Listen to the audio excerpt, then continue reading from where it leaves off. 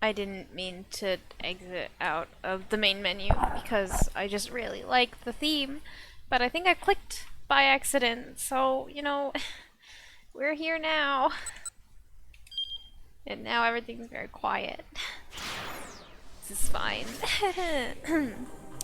Anyways, now everything's really loud. Oh my god, I need to turn my audio down to my own headset.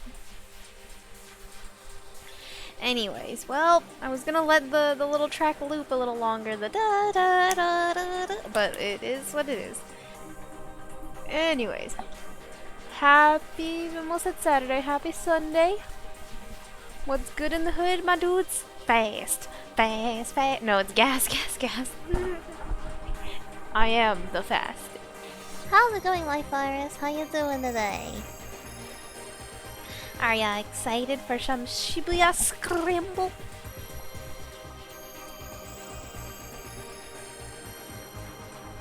I have a lot of water with me. I'm hydrated and ready to go. My day was a 7 out of 10. That's pretty good, honestly. 5 is average. You had an above average day. What happened? What was today that what happened today that put this 2 points above average? But now it's a 6.9 out of 10. Why is it a 6.9? I mean, is it because of the funny number, or did something bad actually happen to make it drop 0.1? Hi, Sam. How you doing? I don't know. I said it like that, but... anyways, we do be back with Shibuya Scramble. We are in the last character to cover, of our 12 to 1. So, we hit a to be continued on Minonikawa. Kano has a bad end, but that's because he's locked behind something in Osawa's story. But we have hit a to be continued in Achi's story in Tama, which means I think we talked about it last week.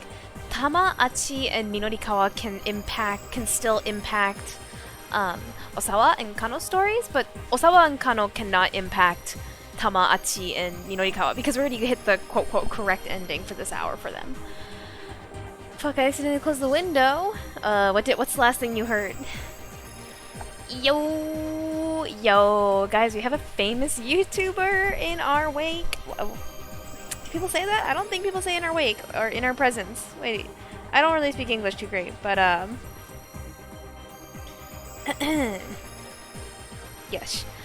Anyways, Kevin got a lot of really 60k views on his latest YouTube video, so I haven't actually watched it yet. But everyone should go check it out. In its wake means it's behind you. Fuck. You're right. I meant in our presence. I'm not English is really not so great a look on me. Anyways. Let's focus on you. Let's talk about you, not me, I'm already streaming. It's kind of already a lot about me. I don't want to make this all about me. Let's talk about you, Kevin.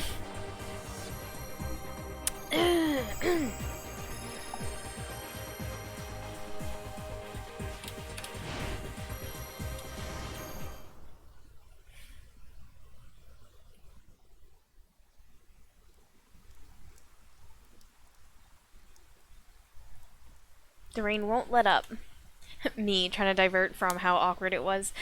Also me bringing attention back to how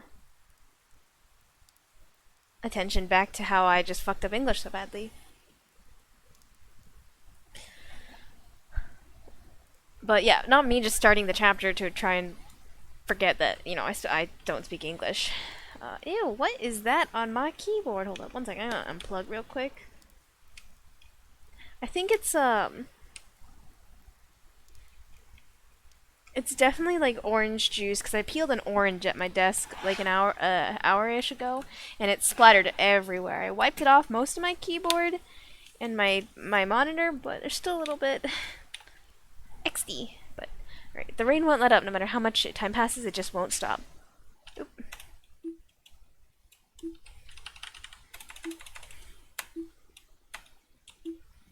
I didn't mean to press that. Ever since that day, the sound of raindrops has been burned into my mind. Such an awful, heart-rending sound, driving me to strip my life down to shadows. And yet, no matter what else I abandon, nothing will make the sound of the rain stop. Osawa kind of a little bit like he has like the traits of a serial killer, honestly. Say something nice? Oh fuck! Legacy redemption. What? Leg isn't an emote? Like, oh. I don't know. You know, I didn't play Leg today, and isn't it weird? Felt weird. Because, you know, no one was online during the day. At least when I logged on. I logged on briefly. But, okay, so something nice. Let's see what happened today that was nice. Oh, I found the footage from Clash and found our beloved jungler bush camping for a minute for a pick. That was funny. That was I love a day. Damn, this dude's a Dodecagon because he's edgy. Good one, Life Virus. Day's not over yet. So what I'm hearing is like after stream, or right now I end stream right now and play League.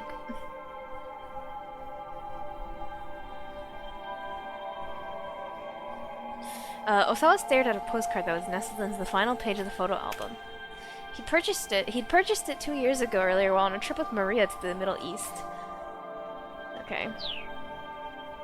He'd mentioned that he was just being sent there in business, and Maria just blurted out, "I want to go with you." She'd recently developed an interest in the Middle East conflict, and apparently she'd been yearning to see that area firsthand. The ongoing friction in the Palestine region between the Jewish people who founded the nation of Israel and the Arabs who had been living there previously. Okay. His daughter's newfound curiosity had taken him aback. She had always tended to be quiet and self-contained. The clumsy conversations aboard the plane, the meals eaten together in awkward silence. It all felt like such a distant memory to Osawa now.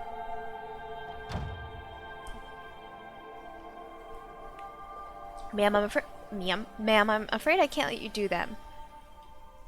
He heard Kajiwara's voice outside the door. Why ever not? I'm just going out for a bit. The detective was arguing with Ai. Great. And Ai goes to the cafe and has a run-in with Minorikawa, right? Yep. And just who was it that told me I should try and go... And just who was it who told me I should try and go about my life as normal? Osawa's wife sneered. Ma'am, please, how would you feel about being told to just sit around and wait? Ai's angry shriek jerked Osawa to his feet. He hurried from the study to try to calm her down. Ma'am, please wait. But by the time Osawa had made his way downstairs, his wife had already stormed outside, despite Kajiwara's attempt to stop her. Osawa doubted anything he could have said would have stopped Ai from leaving. What is up with those pants? You see that? Those pants look like they're made of, like, tarp. Trying to physically keep her from going out would only have made for an even worse uproar. He was glad that at least it hadn't come to that. He was turning to head back to the study when Kajiwara caught his eye. Ayayo? Hi, Elle. How's it going? Why do I keep going? I literally have said, like, how's it going? To everyone in that tone. But, long time no see. Are you gonna complete the sibling duo? I don't know, because Yella is so hot, dude! I saw her animations too, and her autos are so, she kick. But also, I do want the sibling duo. But Ayato's great. I love him. Already crowned as E. I greeted for his weapon too. Also, Elle, welcome to Shibuya Scramble. I don't know if you've ever heard of this game. You might have, since it's like a Japanese like mystery text adventure. I don't know though, but bonk. Don't. Don't. Yes. No. You know what, Kevin? Bonk. I'm not afraid to admit it. I deserve a bonk. But you know what? Yelan is hot. Okay. HOT hot. HAWT hot. um. This looks more like a Japanese TV show. Yeah, it's a Japanese game. Um, it's how do I describe it? It's like a mystery text adventure. I mean, I said that earlier, but you're following like five different characters' storylines, and like their stories are all kind of interweaved. The funny thing is, I wouldn't necessarily say they're parallel because all of them are living very different stories. But they all have overlap at some point.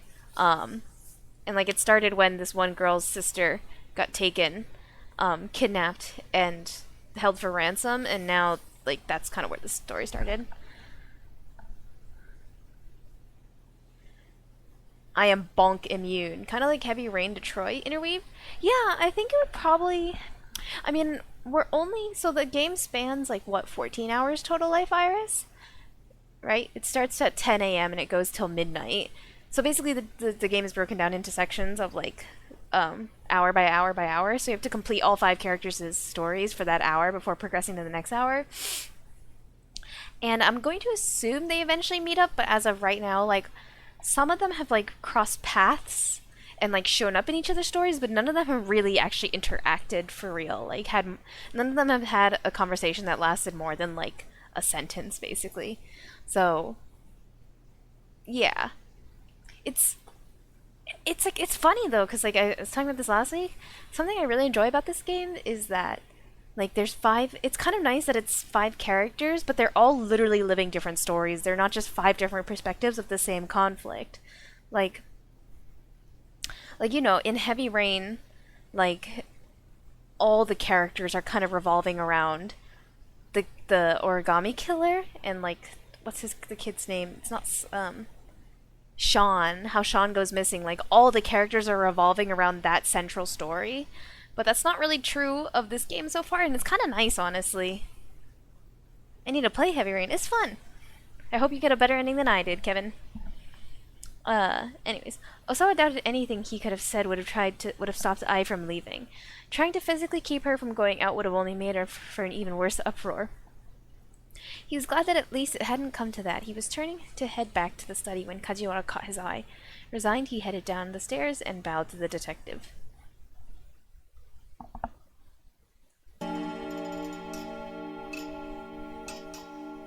I've looked it up and it only goes to 10 p.m. Or no, 8 p.m. So I guess it's only 12 hours. Well, then it's only 10, right? Because it starts at 10 a.m. Like the first hour is 10 to 11 a.m.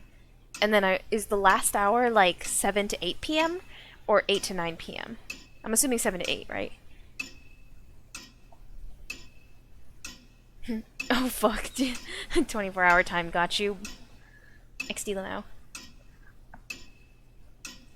Any idea where she's going? Kajiwara asked. I mean, at a time like this? Osawa shook his head. I wouldn't know. I didn't think so. You know, your wife really is something else. I like how Kajiwara is just on the ground, like curled up in the fetal position, basically. Osawa arched an eyebrow. That's one way to describe her. A rather rude way, as a matter of fact. Oh, no offense intended. It's just that ever since the case started, you've both been holed up in your own respective rooms. The more Kajiwara spoke, the more irritated Osawa became. Osawa can just go fucking suck a dick. I want to punt this dude. What's your point? He demanded. I just mean you haven't been having any, marital discourse. Whoa. Wow. That's so sad. According to one survey, in roughly 6% of households, discourse between spouses is largely non-existent. Various reasons for this were offered by the couples in question, mainly claimed they were too tired to have the energy to talk, or stated we wind up fighting when we talk, or we have nothing to talk about. That's depressing. Mind your own business, Osawa snapped. Kajiwara dipped his head deferentially. Kajiwara also a little bit of a Chad, but you know, he's like a puppy kind of innocent Chad.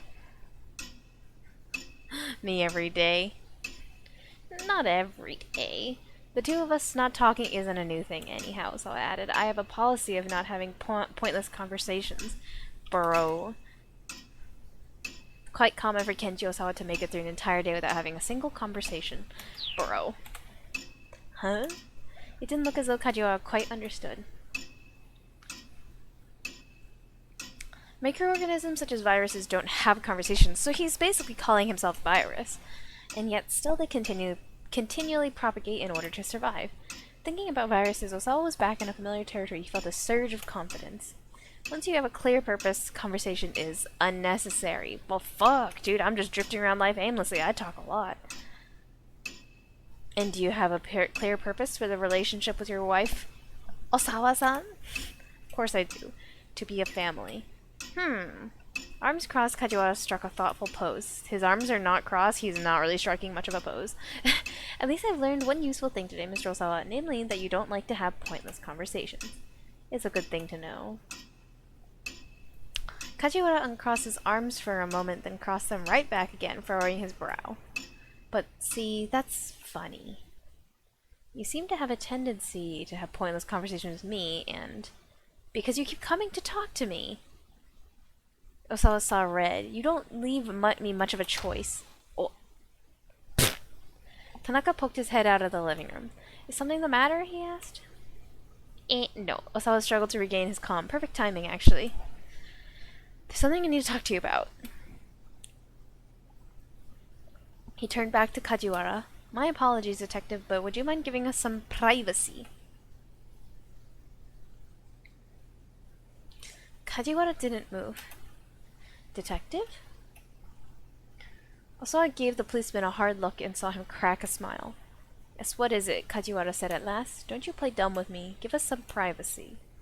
Is this a discussion I shouldn't overhear? Actually, yes. It's work-related. There are business matters I'd prefer to keep confidential. I see. I see! Reluctantly getting to his feet, Kajiwara slipped away into the living room. Tanaka Osawa began. About those emails, he stopped abruptly. I love this guy. Kajiwara had reappeared in the living room door, staring right at them. What are you doing? Osawa demanded.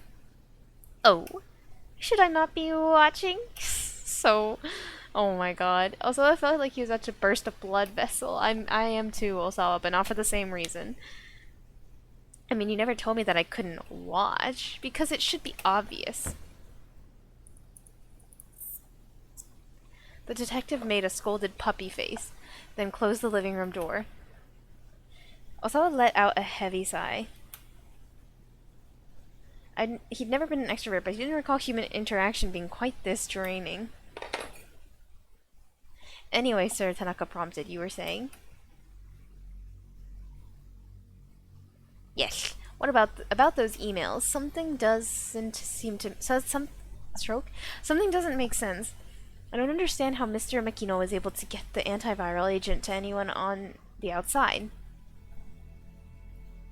Sharing an Okushi Pharmaceuticals drug with external sources while it was still under development required the approval of executive committee that included Osawa. Oh, an executive committee. An executive committee. I thought it was gonna say like executive, like at first I thought it said like executive commissioner or something, and I was like executive. Wait, that's committee, but approval of executive commit. Oh, why am I talking about the brain? I'm literally trying to break down my mental. I'm trying to break down my stroke and illiteracy.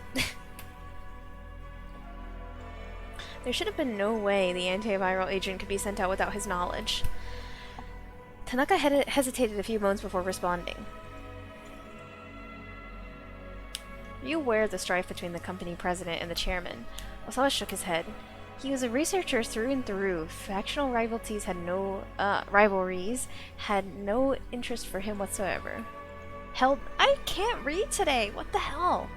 Makino effectively leads the chairman's team, and the antiviral agent is their pet project. Despite being an executive officer in charge of the project, however, Makino still needs the president's approval too. You know what? Forget about that right now. What do we do about security? In theory, it was physically impossible to get the antiviral out of the lab without detection. Entry to the biohazard laboratory where it was kept required fingerprint authentication from both Osawa and Tanaka. Ooh, there's a video clip.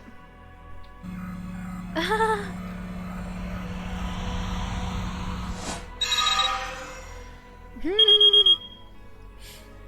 like the animation.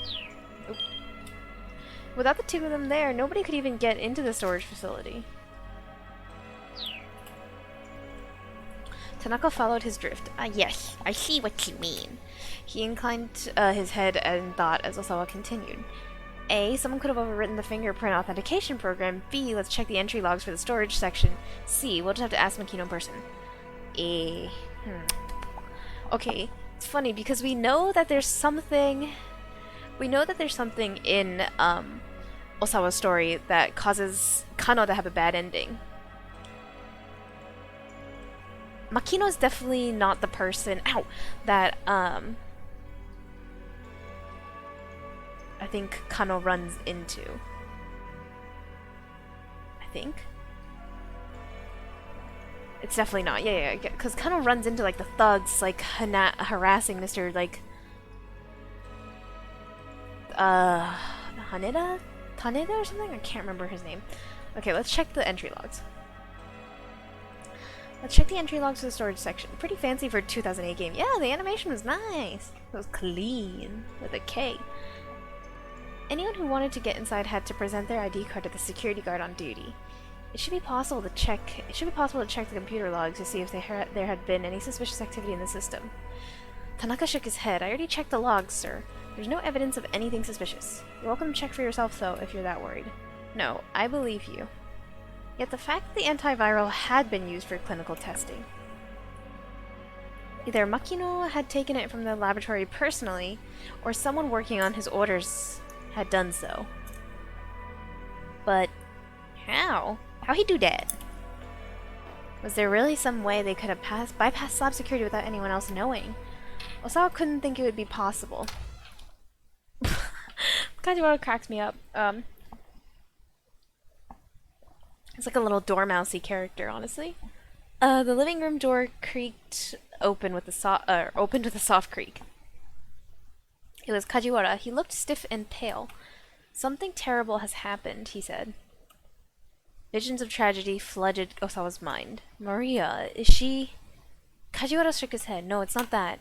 What is it then? Osawa asked, his voice trembling. Sir, I need you to stay calm. Osawa swallowed the lump in his throat. Hitomi's missing now, too. You see... The toilet's clogged, bro. He took a fat dump in this toilet and clogged it. I'm deceased. Plunger in hand. Oh.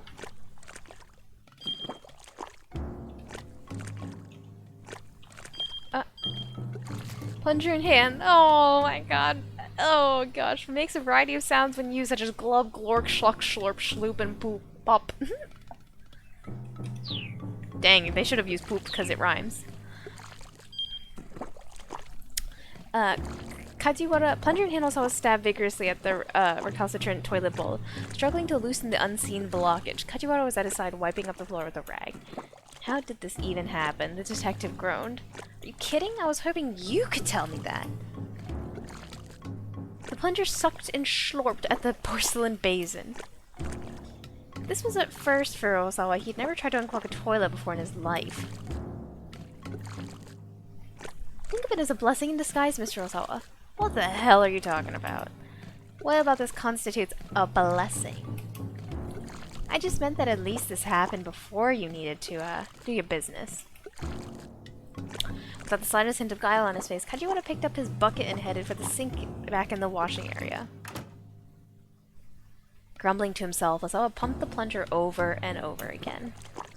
This was almost funny. Almost ridiculous, in fact.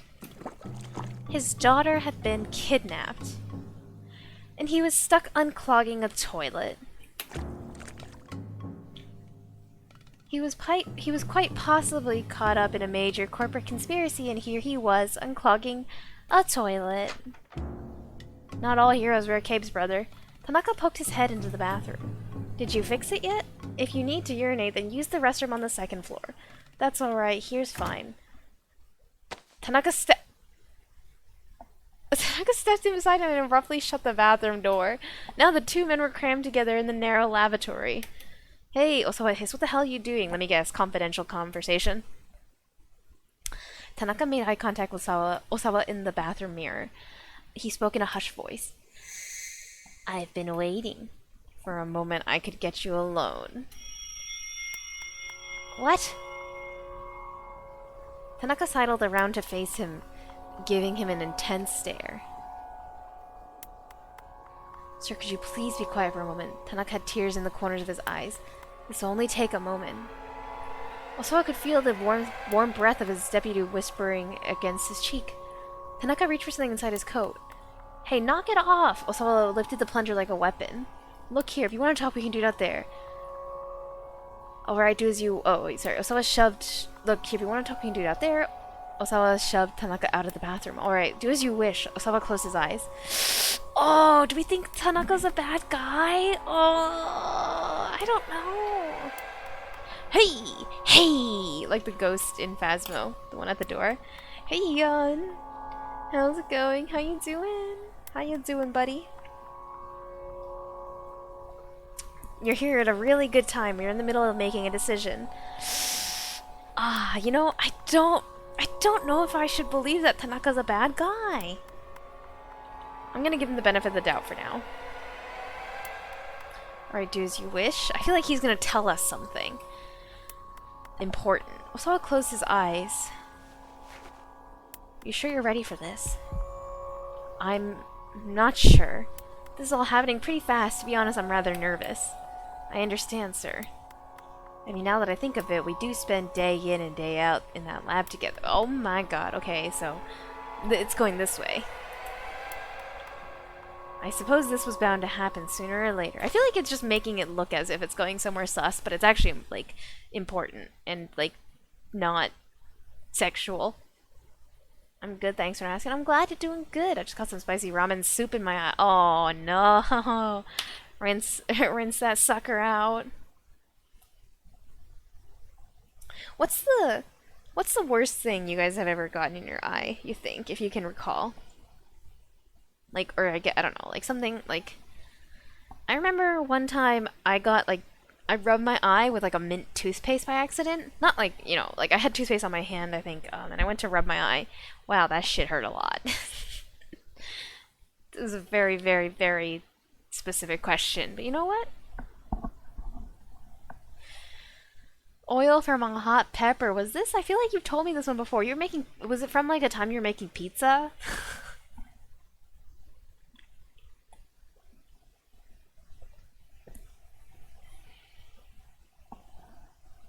Speaking of eyes, sir, could you please open your eyes? I'd like you to look at this. You'll have to forgive me. This is all a bit sudden. Please, sir. Take a look. No, I can't. It's just the two of us. It's probably going to shock you, I know, but please just look. Is it really that shocking? Yes. Very. Now please open your eyes. Okay. No, I can't. Sir, trust me, this isn't easy for me either. Alright. Bracing himself, Osawa opened his eyes. Tanaka thrust out his cell phone. Here, take a look at this. Osawa blinked, bewildered, then refocused on the phone. He could never have anticipated what he saw on the LCD screen. Something about research? Oh no! Now that's a cliffhanger. The oil lingered. Not like this, Samp. Not like this. I mean, I feel like if I recall correctly, you also told me that you woke up the next day and it still hurt, no? I had a leaf stuck in my eye for, like a whole day. Yeah, that's happened to me with, like, rubble before, too. That hurts, too. Like, you can kind of feel it moving around in your eyelid. It sucks. It's his no? Oh lord. I know. Like, I mean, this game I think is still like PG-13, so there's gonna not be anything like too sus. Also, hold up, my headset's sliding off.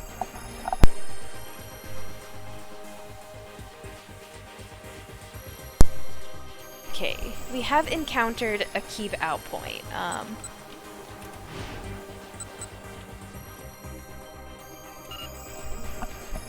Huh. I did not think that this would happen.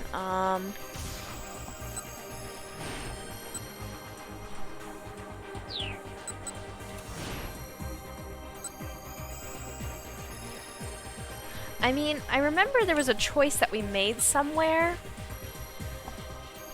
We made a choice somewhere that actually didn't have any apparent consequences. So I think it might have been this choice.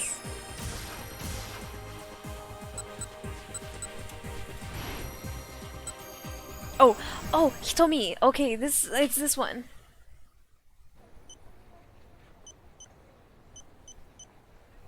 Right, because Tanaka was texting Hitomi. Hitomi began typing out a response. Right, and Achi was like jealous, yo, she's texting this dude. Achi watched over her, wild speculations running through his mind. There's no way a mild-mannered young lady like her could be dating one of her father's coworkers. I'm so fucking smart. It's gotta be in the same time block. Psh, I got this. GG, easy, Life Virus. Capital E, capital Z. No space between the GG and easy. Here, take a look at this. Osawa could never anticipated what he saw on the LCD screen. It was an email from Hitomi. Stifling an exclamation, he scanned the contents of the message. There's a man following me. He has a gun and I think he's trying to kill me. I'm safe for the moment, so try not to worry. The kidnapper warned me, told me not to contact my family or the police. Please keep this email a secret. And of course Tanaka goes shows her dad. Well, I mean, it's her dad, you know. Holy shit, okay, I'm sorry. Yeah, you know, you should be sorry. Chump. But didn't Hitomi give the kidnapper the ransom? Osawa said. What could anyone want with her now? Tanaka shook his head, uncertain. No, wait, don't give me with the D colon, Life Virus. I'm sorry. No, I apologize. Take back my harmful words. Tanaka shook his head, uncertain. He wouldn't know any better than I would, I suppose. Do the police know about this?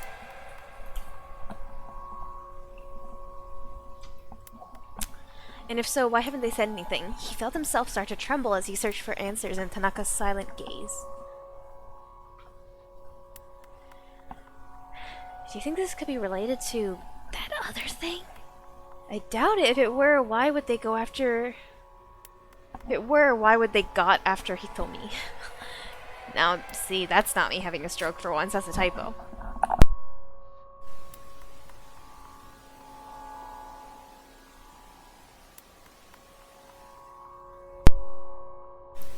I suppose you're right, but Osawa is shaking out right now.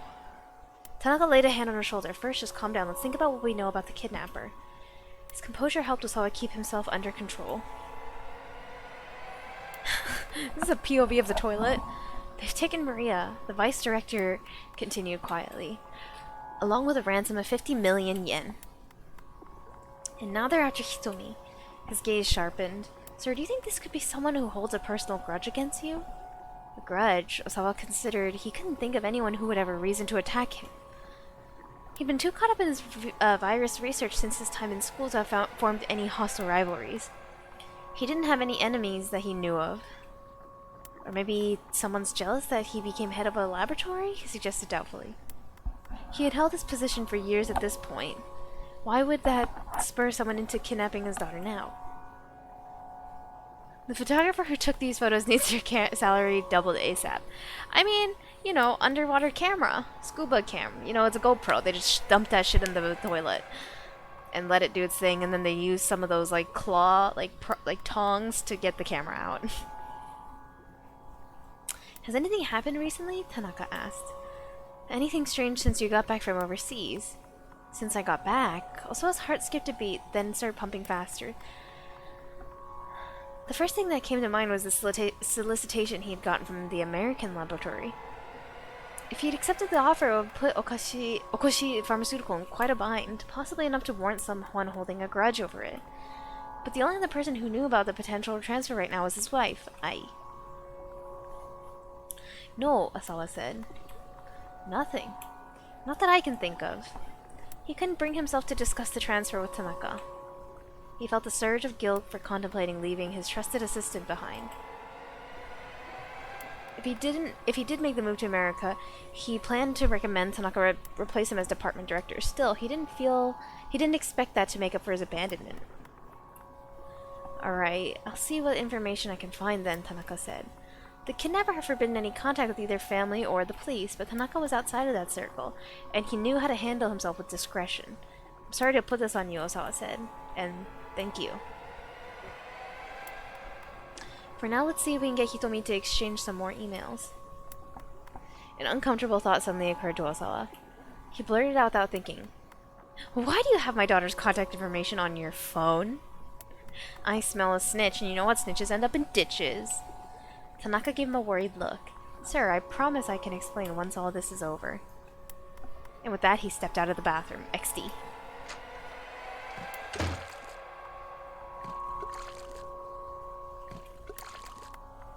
Something in the tone of his final words left Osawa to wonder.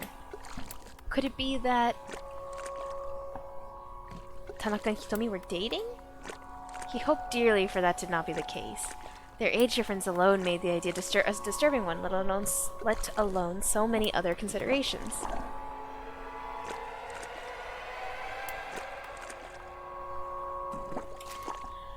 Mamoru Tanaka is 40 years old. Hitomi is 19. This makes him just over twice her age.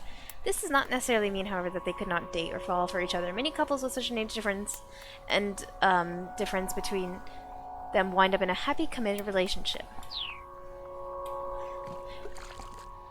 Trying to put aside his paranoia, Osawa resumed his struggle with the clog in the toilet. Oh, goodness. Kajiwara reappears, still toting the bucket. You seem to be having a lot of trouble there, sir. He made it sound like the whole mess was Osawa's fault. Of course I am. I've never had to do this before. Really, I think the research you would do would be a lot more difficult than this. Fixing toilets gives me far more trouble, I'd say. So it would seem. Osawa stood watching as if Osawa's efforts made an interesting show. I don't know the first thing about viruses, sir, but I don't find unclogging toilets to be difficult. Then you do it. Oh yeah, Osawa snapped. Then how about you fix the damn thing? Kajiwara was really a world-class pro at pissing people off. Are you sure you don't mind? The detective asked. Be my goddamn guest. Osawa shoved the plunger into Kajiwara's hands.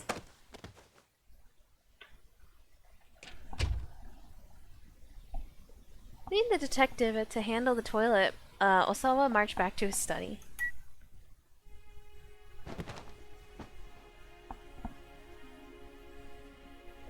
He turned on the CD player and lay back on the sofa, squeezing his eyes shut. He was seriously on edge. Kajiwara had totally broken his stride.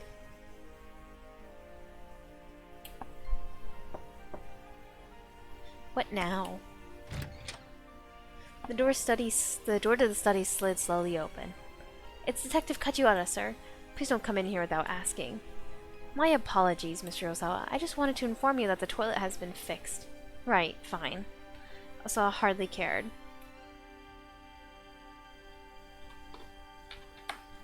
He just wanted this guy to give him a little peace.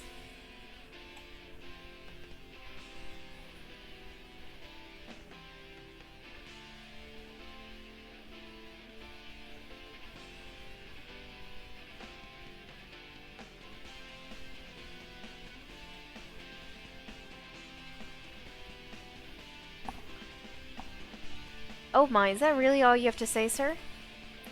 Nary complaint or encouraging word? A compliment or encouraging word? Maybe good job, Kajiwara, or you are getting a promotion, detective? Osawa blew out of his breath in exasperation. How? How are you a detective? I'm not sure I get your meaning, sir. You are completely clueless. I'd like to ask your superiors to replace you with a detective who knows how to take his job seriously. Bro. Mr. Osawa, with all due respect, it's unusual for a precinct detective to be a precinct detective like me to be stationed here at a victim's home. What's your point? Not to brag, sir, but I happen to be an exceptional detective. Kajiwara beamed with pride.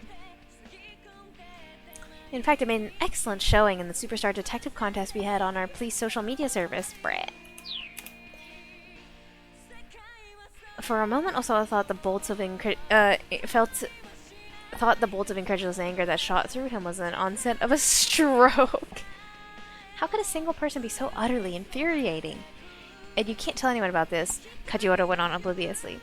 But this summer, a new detective manager is starting up, based on me. A manga. I read a... Osawa spat out a peal of feigned laughter. A manga? I can tell you all about the plot, sir. Would you like to hear about it?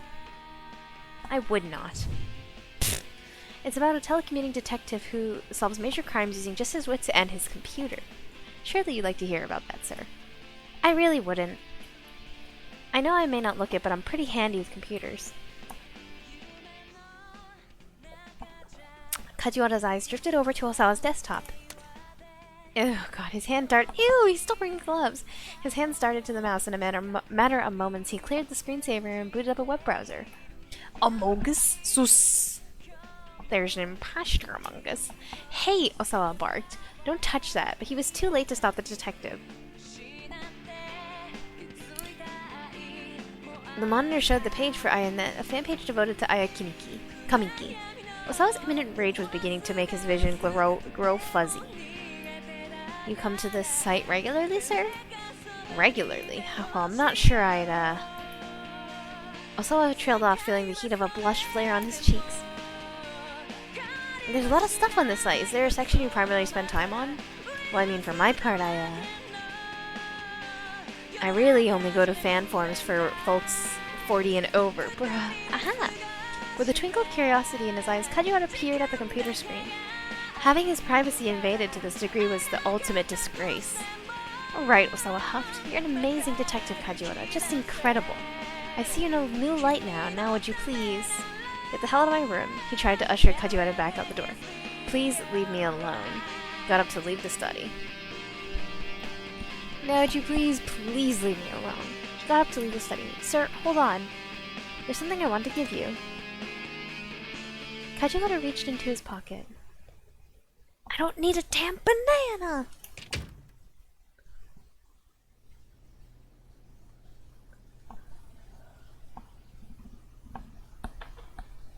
Oh, big yawn, sorry. Osawa fled the room. He needed to be alone, if only for a few moments. But even if he could somehow shake Kajiwara, the other detectives still had eyes all over his house. He'd reached the limits of his patience. He couldn't even think straight anymore. He headed for the back door, trying to avoid the police. Opening the door quietly, he slipped across the yard and through the back fence.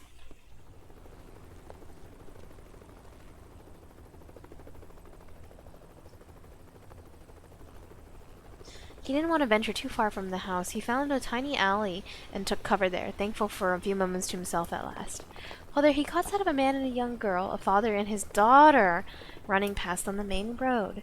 It looked as if they were running from something. The man glanced anxiously back over his shoulder, dragging his daughter by the hand. Osawa watched absently as the pair rounded a corner and disappeared from sight. Not long after, a pair of thuggish-looking men came running along, heading in the same direction. You there, one of them called out. You see a guy and his daughter around here? Just moments ago, Toyama was talking on the phone with Minorikawa. I'm not gonna take that jump. I'm gonna first see if Osawa can do anything to slow these guys down. And if not, we'll take the jump. They should have come by this way. There was a hint of menace in his voice. Osawa feigned ignorance. Don't think so, no. Come on, Yutaro, let's go, said the older man. Aye, replied the other. Oh, okay.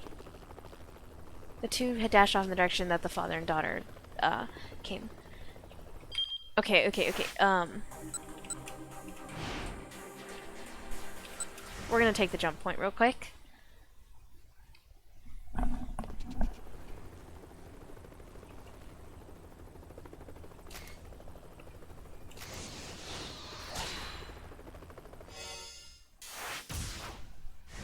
Okay.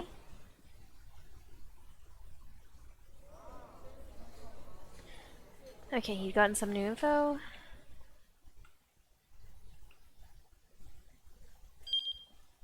Now we can make it so, look, we'll get you through this somehow, hoping it was true.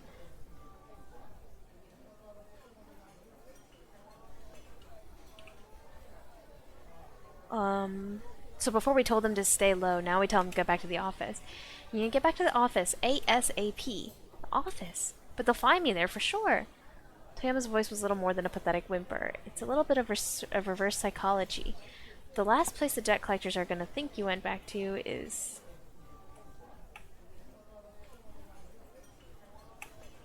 Wait, I think we already did fix this decision. I think we already fixed this decision. We don't need to be here. Because this doesn't... I just realized it said it jumps to Minonikawa. If it had jumped to Kano, then we would have probably fixed Kano's bad end. Okay, so yeah, I guess it just so happens, right, we played Minorikawa's chapter before Osawa. Like, if we had played Osawa first, then it would... Yeah, okay. The jump doesn't really do anything, it just brings you back to Minorikawa's story, I think. Yes, I understand that now. Don't worry, I'm figuring it out. Trial by fire, right? Wow. Wander's dusty. Give me 1 second.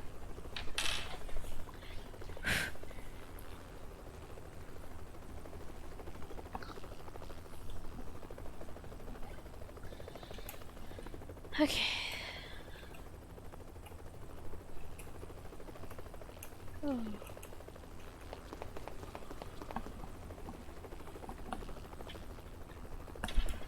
The two dashed off in the direction the father and daughter had gone. Osawa took several long, deep breaths. He managed to calm down slightly, but this worry gnawing us away inside him still lingered.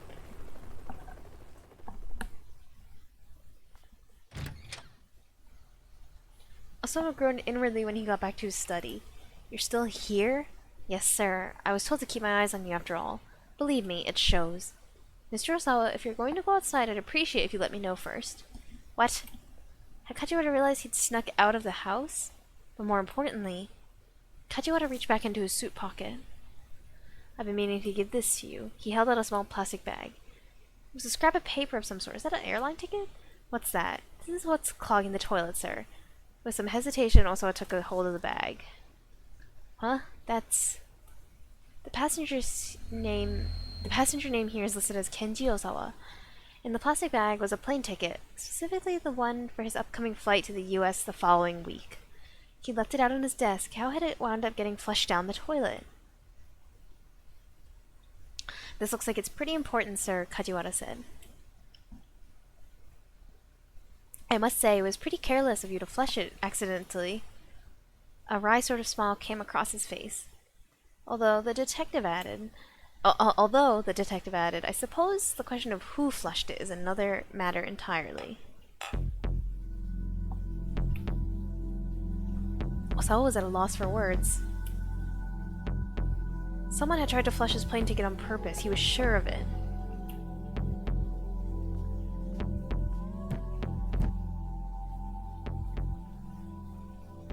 He knocked on the door to Ai's room, but there was no response. It didn't look like she'd gotten back home yet.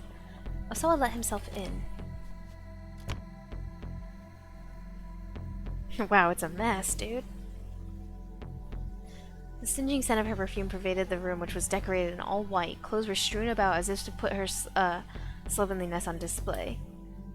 It's been like this ever since they'd gotten married, and Osawa had long since stopped caring. It must have been I who tried to flush the ticket. He knew she didn't want him to go to America, but still, couldn't she have found a better way to get rid of it? I don't think it was her, brother. Thanks to her, he'd been stuck hunched over the damn toilet fighting with the plunger. Osawa sat down on the bed amidst the brand-name clothing. He spotted something odd down by his feet. It was a gold cigarette lighter. Just when had I picked up smoking. Osawa picked up the lighter and set it on the shelf next to the bed. There's an M on it. He started out of the room, but stopped as he noticed a scrapbook on the bookshelf. The rest of the shelf was filled with fashion magazines, so the scrapbook definitely drew his eye. Curious, he took it down and opened it. The book was filled with articles and write-ups about the results of Osawa's research and the company's various achievements.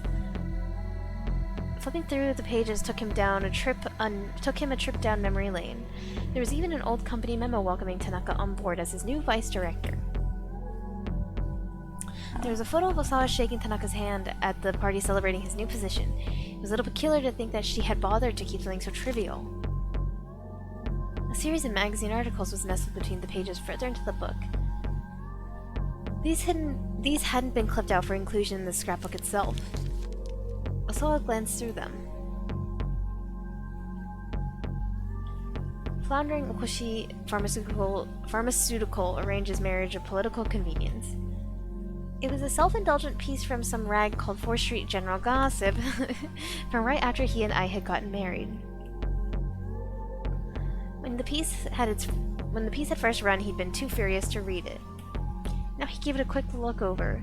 It was pretty much exactly what he'd expected. It talked about how one of the corporate directors had sacrificed his own daughter in order to keep one of his researchers on board. Oh my god, what the heck. Referring, of course, to Makino offering Osawa Ai's hand in marriage. Bruh. Rumors abound of marital strife between the newlyweds. The article went on talking about how Ai had been dating another man before she and Osawa had gotten married. The whole thing was a bunch of puerile rubbish. Never heard that word before. Any marriage involved some kind of calculated self-interest, after all.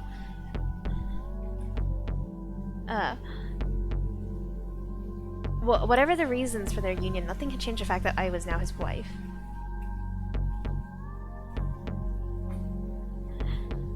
With a fainted sigh, Osawa put the scrapbook back on the shelf.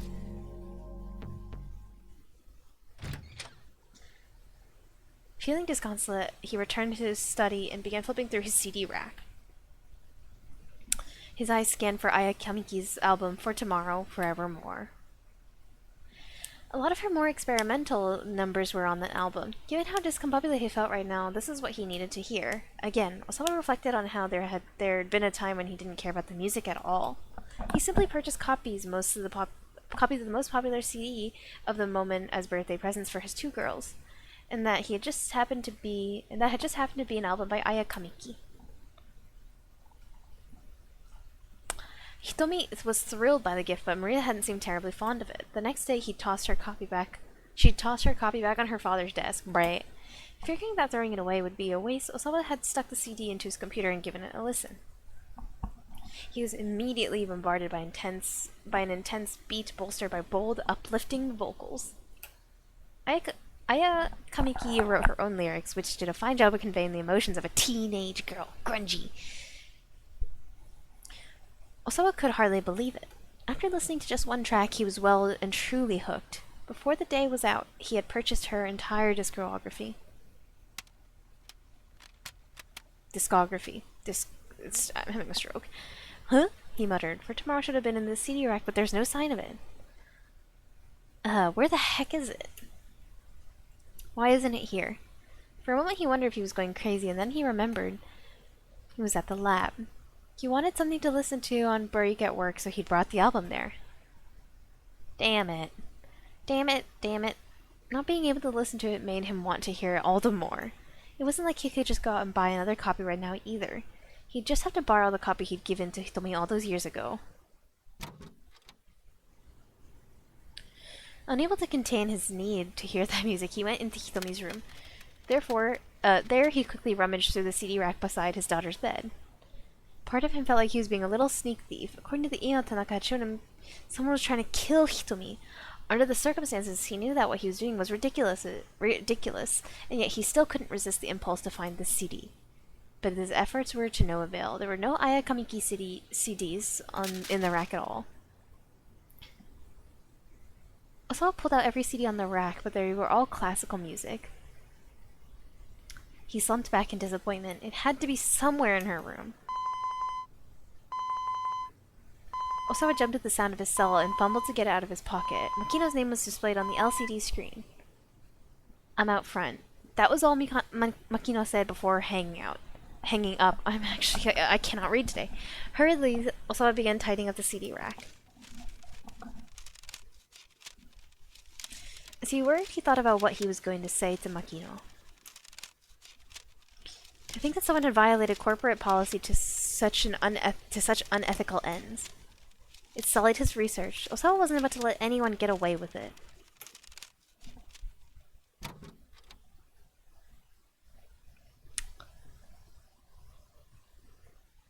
And yet, as he was about to leave Hitomi's room, a sudden uncertainty gripped him. He hesitated. Did he have any right to condemn Makino for running trials in secret?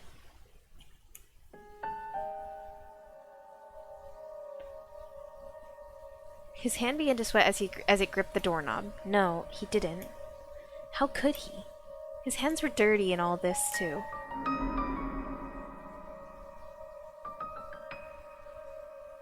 We need to keep this a secret, just between us. Ooh. It'll be fine, we've already cleared animal testing.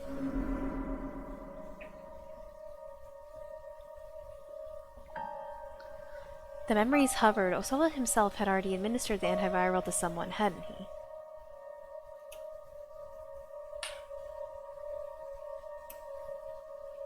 It was the only way.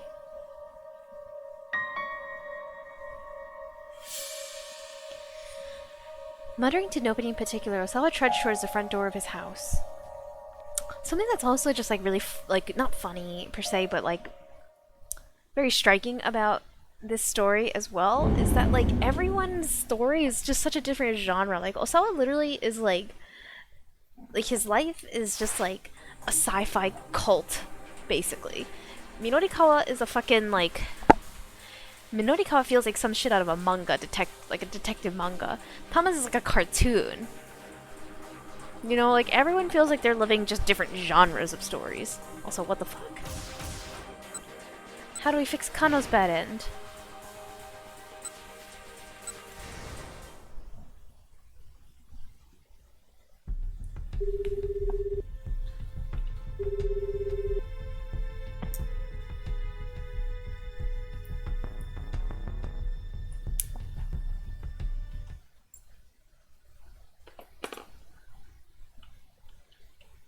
Huh.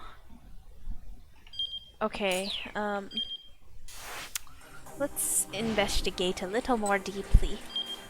Kano was taken off the case because he lost track of the suspect thanks to a random altercation nearby, and his glum conclusion was correct. If that father-daughter duo hadn't shown up, this wouldn't have happened. A certain someone needs to give those two some better advice, and a certain someone, on the other hand, needs to meet up with them outside his or her house. Both of those are key to changing poor Kano's fate. So,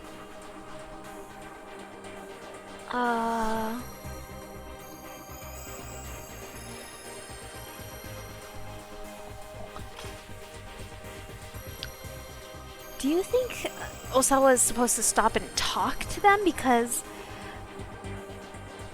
when we run into them as Osawa, like they're just running by.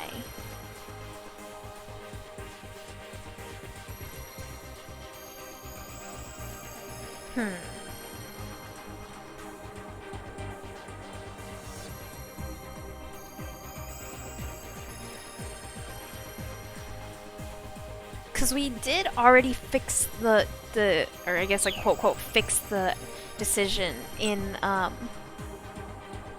do you say? We did already like fix the decision in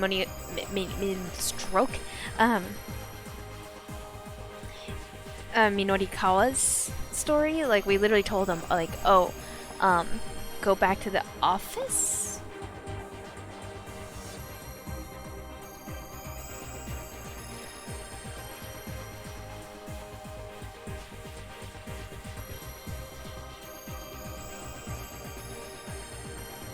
Or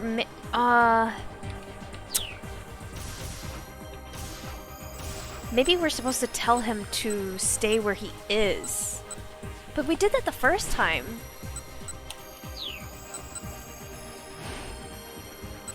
Let's try it, because I feel like we actually did both of these choices already, but I don't actually entirely remember.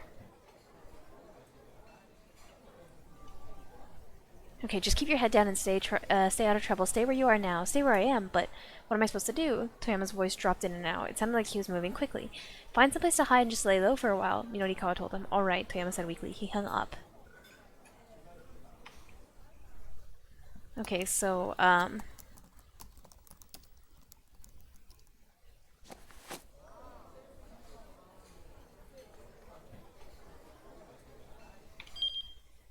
no, that's not what I meant. I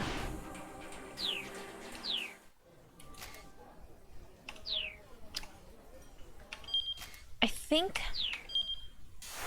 the other thing that needs to happen is we probably have to talk to him. Oh, this changed, yeah. We probably need to talk to Toyama.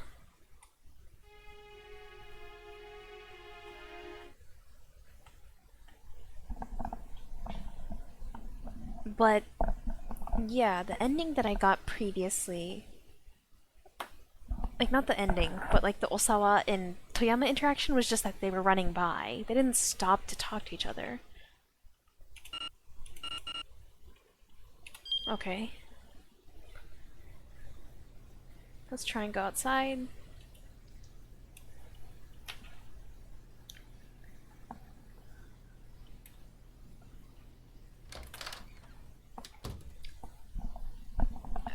Hold up, my ear's so itchy.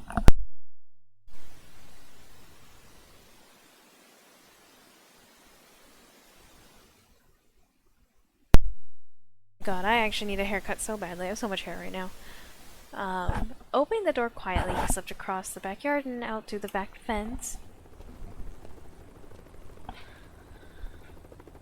He didn't want to venture too far from the house. He found a tiny alley. Okay.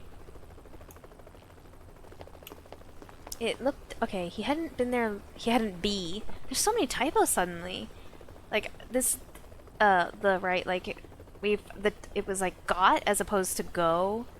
And then, like, there... He hadn't be. Like, we found 2 typos already today on stream. But I haven't found any typos yet so far, other than these 2 today. He hadn't been there long when he caught sight of a man and a young girl, a father and daughter, running past on the main road. It looked as if they were running from something. The man flashed... Oh, this is different. Yeah, the man flashed a look over his shoulder, then took his daughter by the hand and pulled her off the road. They crouched behind some bushes, hiding. Oh, okay, so I think actually what had happened, right, in the past was, I did tell Toyama to hide, and then I jumped to Kano's story, bad end, and then I told him to go to the office, and then I still jumped to Kano's story, bad end. But what I needed to do was I needed to tell him to hide, jump to Osawa's story, and then they hide here. They're literally hiding in the bush. I see now. I see now. I see now. I'm figuring it out. My Batman skills are putting it together. My Batman skills? Okay. As he looked around the wild-eyed, he stopped Osawa watching him from the alley. He spotted Osawa watching him from the alley. Help! The man called out. Help me! Please. If these guys catch me, oh... The father's eyes went wide when he got a look at Osawa's face. You're... Eh? Osawa thought he recognized this fugitive too, though he couldn't remember from where. There's some real nasty guys after us, the man said. I know I have no right to ask you, but please at least help me keep my daughter safe. Probably you should go to the police if... No! They won't be able to help me with this. Please, I'm begging you, help me. I'm sorry, but... Please, if not me, then at least help my daughter, the man pleaded. Osawa looked down at the girl.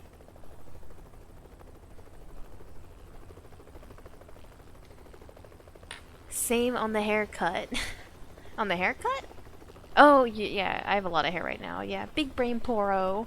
My galaxy brain poro. Yeah, I think the game defaults you to bad decisions for choices you haven't reached. Yeah, so, also, hello, unwise guy. How's it going today? Welcome to stream. How are you doing?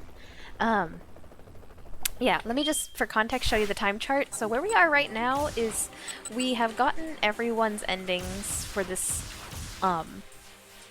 this hour, so like other people can impact Kano and Osawa, but Osawa and Kano can't really impact other people, I think, up till now, basically. But we are fixing the bad end for Kano, and Yeah, so I thought that to fix Kano's ending, we just needed Minorikawa to either tell Toyama to hide or to go back to the office, but I didn't realize that it actually jumped to Osawa's story. So this is where we are now. But are you a Shibuya Scramble fan yourself? I'm totally like this is my first time playing the game, and I don't know anything about it like at all, or like I mean I do because I've played it till now, but before this game, like before playing it, I didn't know anything about it, so totally blind. Yeah. Happy to see you enjoying the game. I'm loving it. It's really, I think it's very very unique for like a, you know, like a branching narrative story. Like I'm starting to like really feel that the most fascinating things about this game are one, the bad endings. Like it does not feel like a punishment when you get a bad ending. It's actually nice to get a bad ending because the bad endings are enjoyable, as well as the bad endings are obviously very evident when you're about to stumble into a bad ending and why you got it. Like most of the time, honestly, like the thing I hate about games like this is like sometimes you can get a bad end and you really just don't know what you did wrong. But in this game, it's super clear, like 90% of the time, what went wrong. So you know exactly how to fix the bad ending, so you feel very smart. That and like all five of these characters are just living very, very different stories. Like Tama's in a cartoon. She's a fucking cartoon character in a mascot costume. Like Osawa's living some sort of like cult sci-fi shit. Kano and Minorikawa are living like very standard like manga detective lives. It's great. I love it.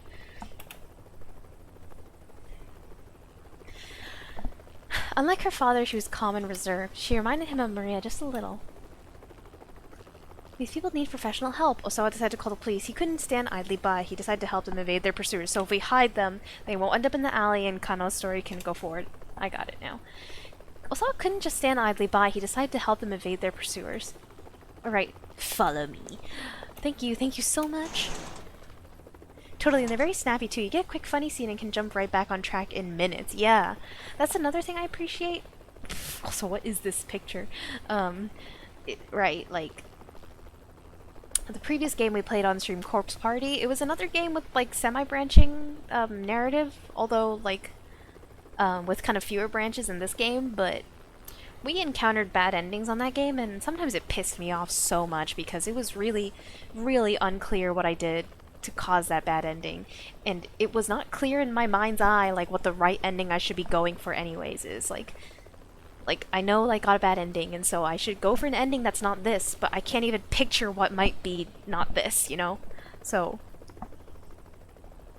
it's definitely something I really like appreciate about this game so far. The design of it feels very, very tight. It doesn't feel like random. It doesn't feel like random at all. It doesn't. Random's not a good word because like nothing is ever like true. Like when people make stuff, it's not like random, but like I don't know. Like this feels like clean, tight, and polished. It doesn't feel like haphazard, you know. He led the two back to his house and into the storage shed out back. You can lay low in here for a while if you like, he said. The shed was fairly large. There was plenty of space for the man and his daughter, and yet they're sticking their faces out the door like dogs. I'm so sorry, the man said. I'm not sure how I can possibly thank you. Don't worry. Osawa closed the shed door and headed back out to take a look around. The two thuggish-looking men came running up to him. No doubt these were the people the father and daughter were running from. You there, said one in sunglasses. You see a guy and his daughter around here? Minorikawa. Okay, but we don't need to jump to Minorikawa right now.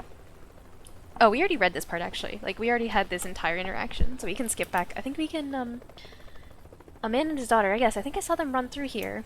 Which way'd they go? That way. Sweet, we almost got him. The pair sped away. Osawa waited until they were fully out of sight, then called out to the shed. Alright, they're gone. The door stayed closed, however.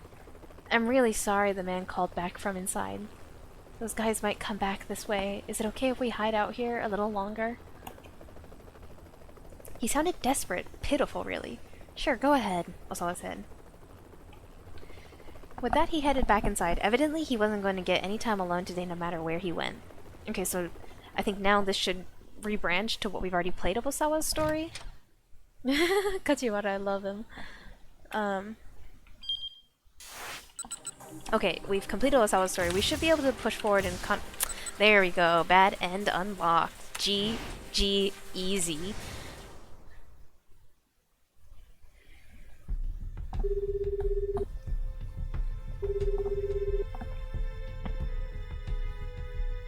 The two detectives took up his. Okay, so we already actually played through some of like the whole pincer maneuver part. So let's fast forward if we can. Oh, I guess not. You ready? He asked. Just give the word. There were only two non-Japanese people in the nearby crowd. Both were eyeing their surroundings anxiously.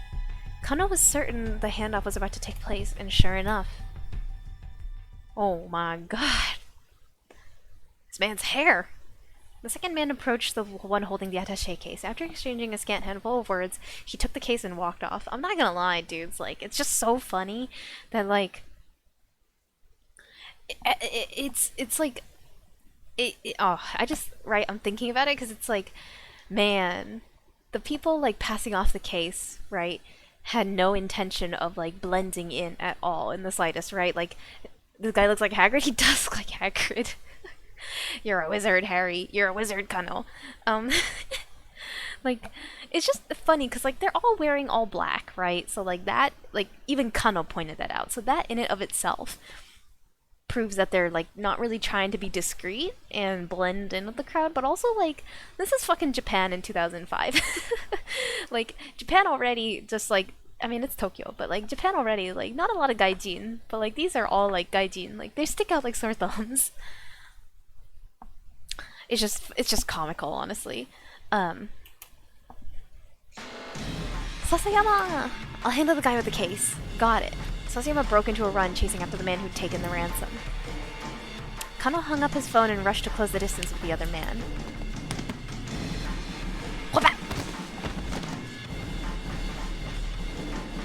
You there, stop where you are! The suspect turned, and Kano recognized his face. He was indeed a member of the foreign crime syndicate that operated in Shibuya. Is the hostage safe? Kano demanded. The man's only response was an unsettling grin. Answer me. But though he repeated the questions, the man remained silent. Kano took out a pair of handcuffs and reached for the suspect's wrist. Kano took his phone to check in with Sasayama. Let's check with Sasayama. Freeze! In the name of the law! The name... Oh, I was about to... Okay, wait, no, that joke makes no sense. I was about to make a dumb joke, and I realized it makes no sense. Kano took out his phone to check in with Sasayama.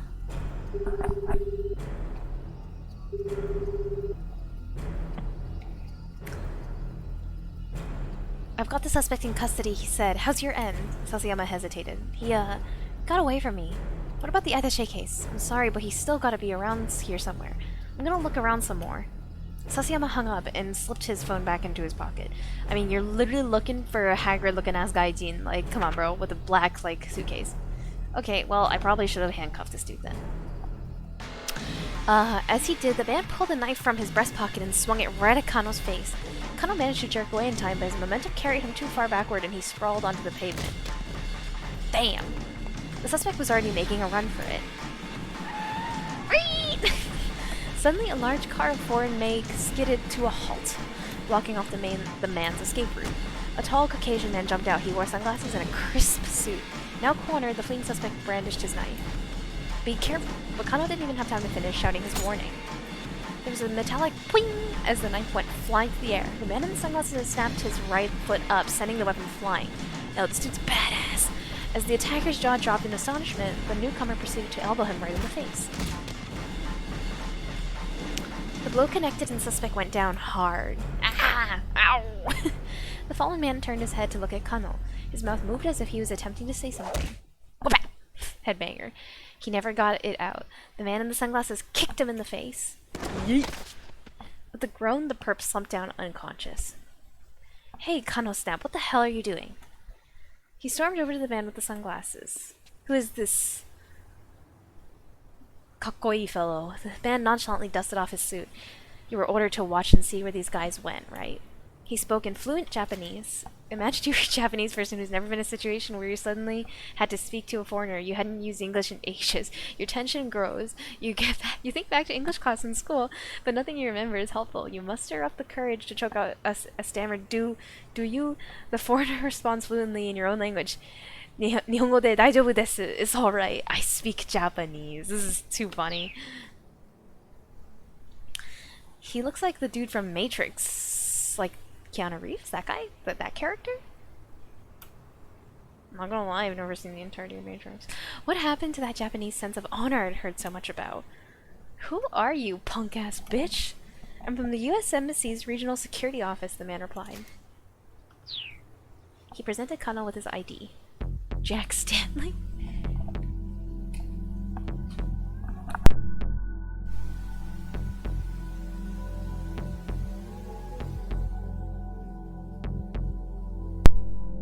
What a name. His title was listed as Security Assistance Officer. Kano glanced at the car he'd shown up in. The license plate was blue with white lettering, the Ministry of Foreign Affairs, but the ministry wouldn't just send some diplomat to intervene in a police investigation. What's your name, Detective? Stanley asked. Kano from the Shibuya precinct. Alright, Kano, I'm going to need you to follow my instructions for the next while. Why's that? Instead of answering, Stanley took out his cell phone and made a quick call.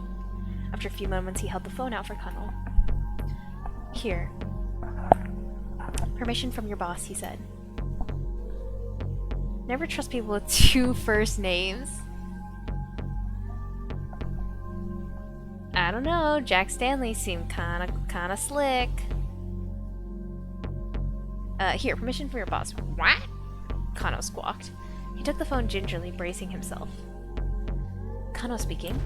You imbecile, what the hell are you thinking? It was Kusei and he was furious. Understandably so, really.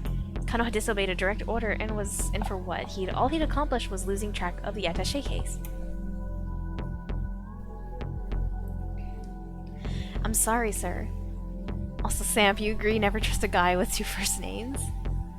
You really think sorry is gonna cut it? You're off the force, Kano.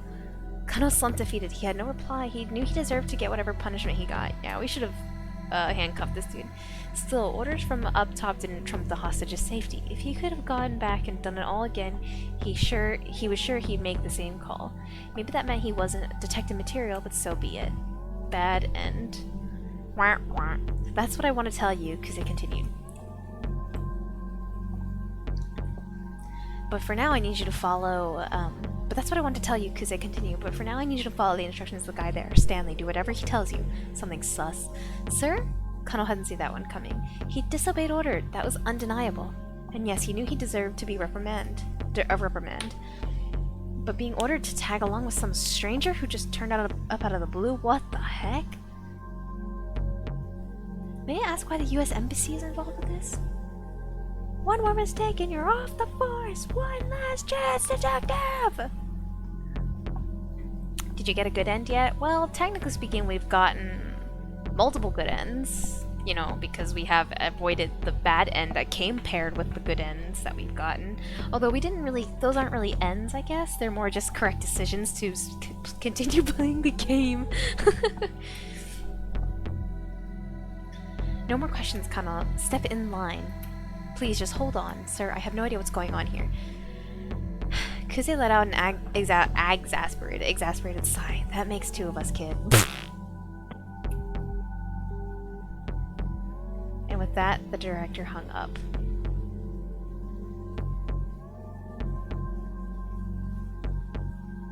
It sounded like even Kusei didn't have the full story here, which meant that orders were coming from someplace higher. A foreign syndicate moving the ransom around. The U.S. Embassy, whatever is going on, it was more than just a local kidnapping case, and Kano was deep in the middle of it. He handed the phone back to Stanley. Okay, that's actually not bad end, I guess. A few moments later, 2 detectives from the MPD arrived on the scene. Stanley handed over the fallen criminal to them. You're chasing a bum lead, you know, Stanley said as he watched them carry the man away. What do you mean, Kano said. I mean, this kidnapping isn't about the money. My priority is the girl's safety. Right now, your priority is doing what I tell you to do. What a Chad. Kano gave him a scowl, but Stanley ignored it. That guy was, sir. That guy we just arrested. He asked. He tell you anything? No, nothing. Kano said. Really now. All trace of emotion drained from Stanley's eyes. His gaze pierced Kano like icy daggers. He held a glimmer of something dangerous, mysterious. He's the bad boy, isn't he?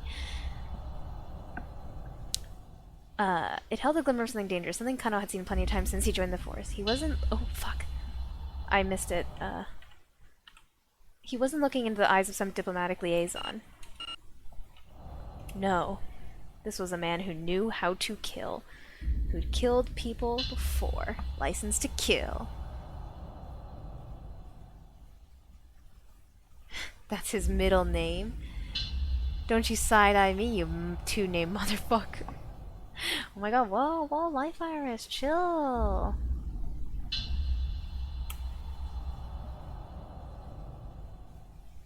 With some effort, Kano managed to regather his sense of professionalism. He didn't tell me anything, he repeated. I just know that he's a member of some foreign crime syndicate that works out of Shibuya. I probably know some of their hangouts. I like how it's just described as foreign crime syndicate, like, something about that just feels like funnily robotic. Show me, Stanley said, cool as an automaton. Well, take my car. Kind of wiped away some of the sweat that had beaded on his brow as they headed for the vehicle. He was just sliding into the passenger seat when Kusei radioed over the wireless. The guy on the phone, it must have not been Kusei, right? This dude's sus too. Like, right? This dude's sus. This fucking hunk of a dude. Badass, kicking knives. Okie dokie, folks, listen up. The childish tone was back in his voice, full force. Kano stiffened on reflex. He knew what that meant. So, Hitomi Osawa has, like, gone missing. Imagine them being like, yeah, so, like, she, like, totally just, like, went missing. Like, oh my god. What? Kano couldn't believe his ears. Wasn't Tateno supposed to be protecting her right now? Also, Detective Tateno hasn't radioed in. Well, that's kind of, like, bad news bears. Two names. So this is true. This is true. You never know which one's the real name. Or who knows? Maybe both of them are fake. Double agent? I don't know. This dude's definitely sus. Like, come on. I bet you could fake a badge easily. And, like, we can't reach him from our end either. No way, Kano blurted out. It can't be. So yeah, Kusei continued. He might have gotten caught up in this incident too. Why are we finding so many typos suddenly in this hour? Like, again, like, none of the other character stories, like Tama, Achi, and Minorikawa, like, and like even before this we didn't find typos in like Kano and Osawa's stories, but finding so many typos this hour.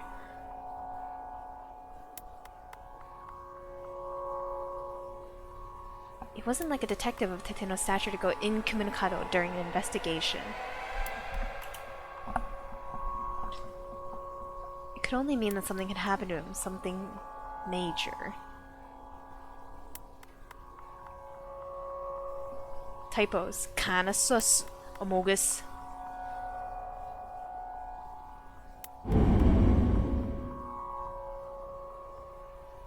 To be continued.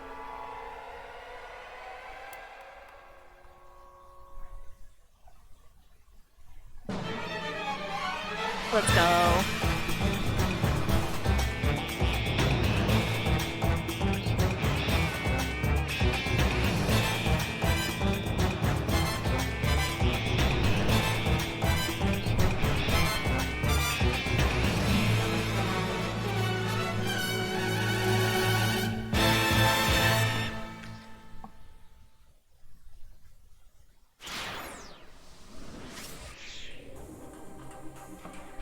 Alright, well, that was... Okay. So that was the conclusion of hour 12 to 1. typos, kind of. I don't know. Everyone I'm so sus of right now. Sus of? Everyone is just so sus right now. Like, I'm like 99% sure that the people chasing Hitomi aren't actually the people who like kidnapped Maria. TBH. Like, I kind of feel like in terms of like evil people, there's 3 different like groups going on here. There's the crime syndicate. There's the person trying to shoot Hitomi because that person knew Achi's name, so like I feel like it's something separate. And then there's the what's it called? I'm blanking on the name. Okoshi Pharmaceuticals. Like they are also like an evil group of some sort, but they are separate from the kidnappings, possibly. I don't know.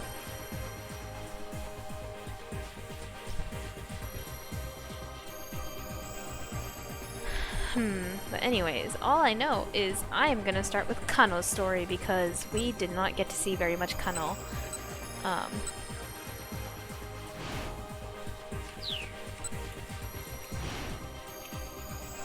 We did not get to see very much of Kano lately, because it's funny, like he was actually I think the first character we started playing as, like when we entered hour 12, but then we just got so horrifically blocked early on. Or no, I think I did Achi first.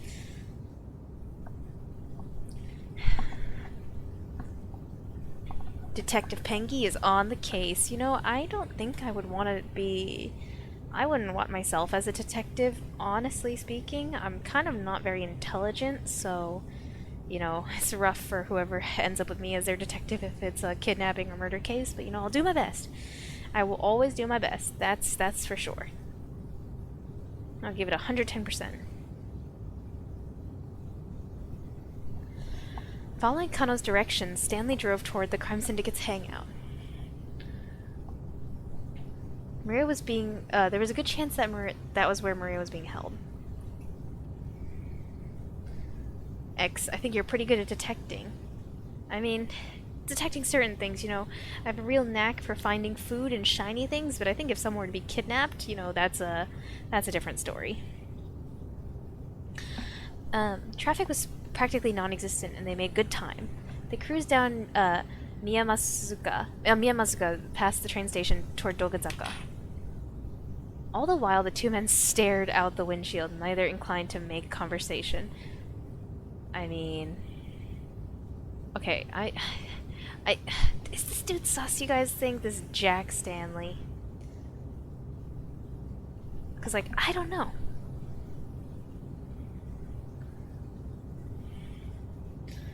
You never fail to detect these nuts. Not like this. Not like this.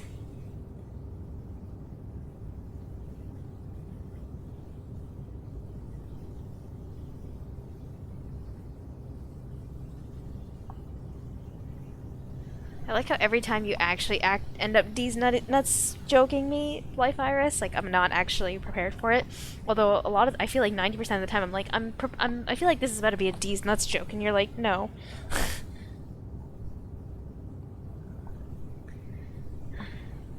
All the while, the 2 men stared out the windshield. Yep. They arrived at Shinsen-sho's intersection. Take a right here, Kano said. You nervous? Stanley asked as he made the turn. His own tone was calm and level. Kano gave no reply. If the syndicate really was holding Maria hostage up ahead, he and Stanley might wind up putting her in danger by showing up there. If it came down to it, Kano wondered, could he count on the man next to him taking the hostage's safety into account?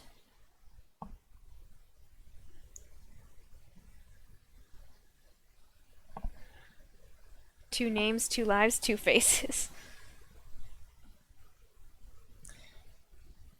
Are they a Gemini? He doubted it, but there was nothing he could do about that now.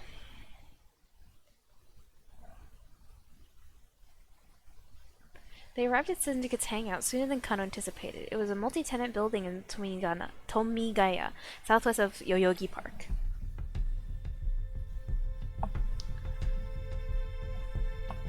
The ratty building looked like it might come crashing down any minute. The Black Lodge sign out front looked deliberately ominous. Or lounge. Or no, it is lodge, JK. I can't read. Kano knew from the knew the place as a bar frequented by expats from various countries, as well as a hotbed of criminal activity.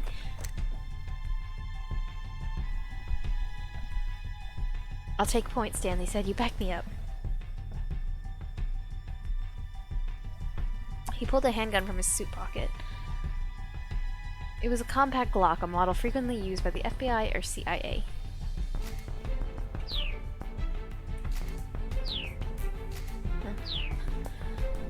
Kano drew his own gun, and the two cautiously made their way inside.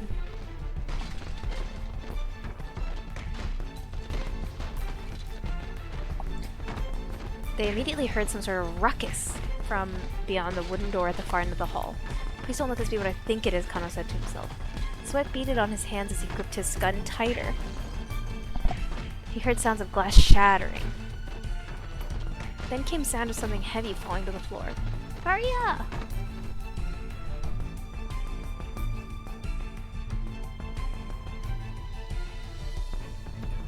Ignoring Stanley's previous order, Kano rushed ahead, kicked down the door, and stepped inside. He walked into a massacre. There were nearly a dozen bodies sprawled across the floor. Maria beat them all up.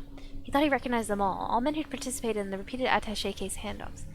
Each appears to have been stabbed to death. Wow! That, honestly, I'm not gonna lie. If I were to be murdered, being stabbed to death sounds pretty awful. Like, not to say I want someone to pull a gun on me, but I feel like dying from a bullet wound would be faster. But getting stabbed, you just bleed out. Why am I having this conversation as if I've thought about it before? Why have I thought about this before?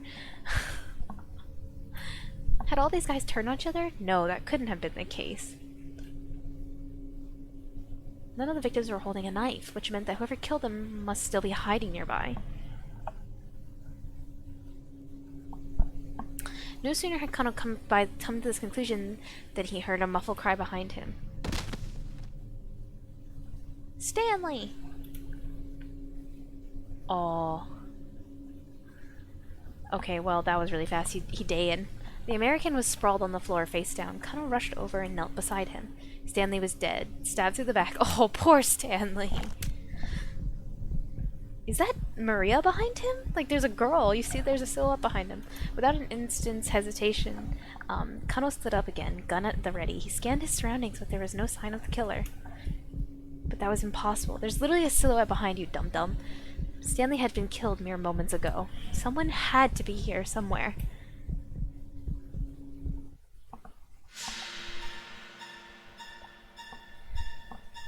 Not Stanley. Stanley is now best boy. I'm sorry I ever doubted you. Out of nowhere, he felt someone press the tip of a knife to his neck from behind, right at the base of his skull. How? He hadn't noticed anyone coming up on him. There wasn't even anyone else around. Nobody but the corpses scattered around the floor. Wait. The corpses? Kano hadn't checked them.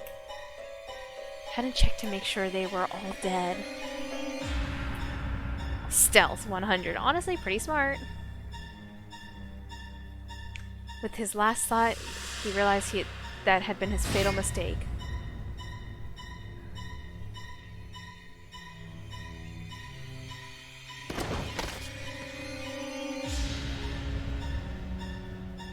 How did we get a bad end there, Dedge? Like, sometimes it's best not to rush things, right? Okay. Last, there's nothing to be done for poor Kano now. He wasn't prepared for whoever is wielding that knife. Sometimes it's best to not rush things. Kano and Stanley might not have had their run-in with the killer if they'd turned up a bit later. There's someone who caused a traffic jam at 13:10, which should keep these two from meeting such a grisly end. Stanley faked his death for sure. Stanley right behind you. He's standingly right behind you. That's... man. It's kind of... I'm thinking about it though, right? And Kano is definitely the character whose story is most impacted by other people. Him and Minorikawa, I've found, end up having the most blocks because of someone else. Let me guess. Kano's gonna be that character again who, I can't really play his story until I play everyone else's story, at least a little bit. which is fine, but... Okay, who can cause a traffic jam? Probably Minonikawa, no? Let's start with Minonikawa. Stanley killed them all and then came into the room after Kano. Yes. Wait, what? I don't know, I feel like the silhouette looked like a girl. What if it was actually Maria that killed them? Right, left, Minonikawa sprinted down Sendagai, dodging between oncoming pedestrians. Out of my way, scrubs! Can't you people see I'm in a hurry? He stole a glimpse at his watch as he ran. It was just after 1 o'clock. The Burning Hammer sales demo would be getting underway at any moment now. He could probably get an interview even if he showed up late. Still, he wanted to get to the venue ASAP to get a feel for things before they got started. And after it ended. This was something he had learned from Toyama. Everything he knew about journalism the publisher had taught him. It had been a combative education, Minonikawa learning despite himself as the two men constantly butted heads. Oh, give me a break. What's wrong with my article? Minonikawa shouted. His voice was loud enough to carry throughout the entire editing department. Shut up! I told you to rewrite it, so I'll rewrite it! What a bitch. Toyama sticking to his guns. Minonikawa recalled the scene from the days when the two men had worked at the same newspaper and Toyama was his boss. What's wrong with it? Show me what's wrong. Show me the proof! All of it, XD. How can it be all of it? Co-workers stared, keeping their distance as the pair screamed themselves red in the face. These arguments had become a regular occurrence, regular enough that everyone learned to try not to intervene. I poured my heart and soul into this piece. Go back and read it again. That's bold, just be like, yo, just read the fucking thing again, XE. I could read it over and over and it'd still be the same thing, a load of self-important claptrap. I mean, to be fair, I don't really doubt Minonikawa would write something that's like very egotistical.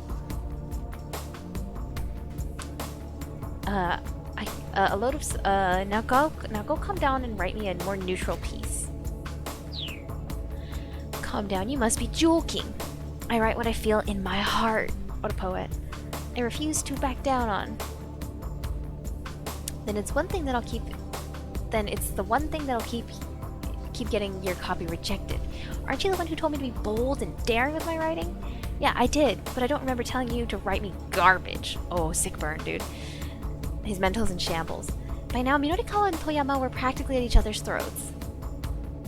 Still, despite these almost daily shouting matches, Minonikawa never really resented Toyama. Not really.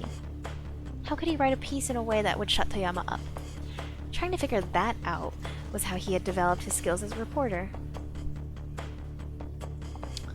Up until he'd quit his position at the newspaper to start his own publishing company, Toyama had been a stubborn old man in the finest sense of the term. Now a dying breed in Japan, the sort who'd be inclined to use knuckles before words to remedy a child's bad behavior. Oh my god. Inflexible, but still emotionally brittle. Their signature move is to drive a wayward kid out of the house with an exclamation of, "You fool, you're no son of mine, I disown you." Only to wait a while, go find the son who's crying down by the drive over bed and calmly murmur, "Come on, your supper is getting cold."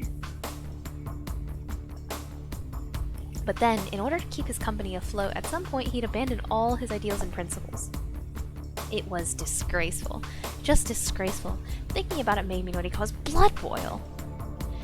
It rankled him to know that such a pathetic remnant of a man had been such an influence on him. He reminded himself once again that he needed to wrap up his current job as soon as possible. By now, Minonikawa was getting close to the demo site. He increased his speed. Oh, pfft. He wound up barreling right into someone who was walking into a knick-knack shop. Is this, what's her face? Tama? Are we gonna get to see her face at last? We haven't seen her face yet. It was a girl about high school. No, I think Tama's a college student, right? She jumped to her feet and snatched Minonikawa by the collar. Hey, watch where you're going, she snapped. Her upper body strength was impressive, to say the least. The chokehold on his neck made it almost impossible for him to breathe. He had to do something fast. So sorry, he bowed his head in apology. He was in too much of a hurry to get caught up in an argument now, but the girl didn't let go. Instead, she tightened her grip. Look, I'm sorry for not looking where I was going. Minorikawa could barely croak out his apology.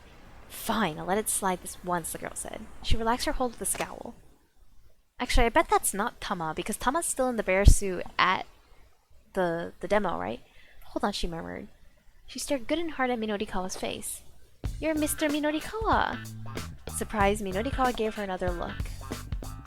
Miku? Yeah. So you do remember me. She smiled with delight, apparently forgetting she'd just been wringing his neck. Well, how long's it been? She asked. About 5 years, I think. She's OP, I know, right? She's buff. Buff Paimon. About 5 years, I think. You still doing your bonsai stuff? Nah, she replied. I gave that up. Miku had been Japan's bonsai champion back when she was in middle school. The mention of bonsai likely calls to mind elderly hobbyists. But recently the art is attracting more young people, and there are other aspects of Japanese-style interior design. Varieties with cherry and maple, smaller than normal bonsai, are becoming popular with practitioners. Huh.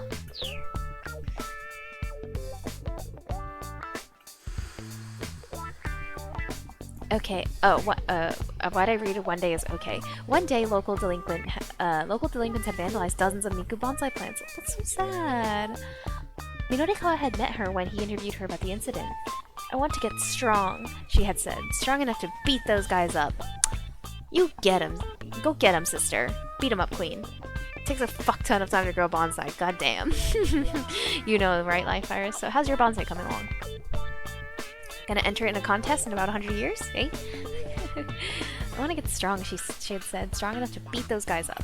And so Minorikawa had introduced Miku to an acquaintance of his who ran a martial arts dojo. Well, you've sure gotten strong, alright, Minorikawa said. That's the sort of gal I am. Miku handed him a flyer. It read, Ladies, Mixed Martial Arts, Pub, Bride... Oh. A show pub that began as a side venture for a group of female mixed martial arts fighters who were facing financial difficulties. Ladies is Mixed Martial Arts Pub Bride. Present this flyer for a free drink. It's a place where you can watch girls fight in the ring while you have some drinks. Miku said, that's pretty fun, actually, XD. It's a box side because it's still in the box. That's a good one, Life Virus. Minorikawa could feel himself being pulled in at the wrong direction by the prospect. You should come see one of my matches sometime. I'm the reigning champion.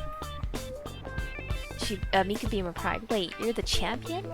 Yikes, good thing I apologized when I did. Yeah, it's good thing he didn't punch back. In that case, I'll definitely have to swing by sometime soon. Right now, I'm sort of in a hurry, though. Oh, sure, Miku said. Catch you later, then. She headed into the shop as Minorikawa rushed off towards the sales demo.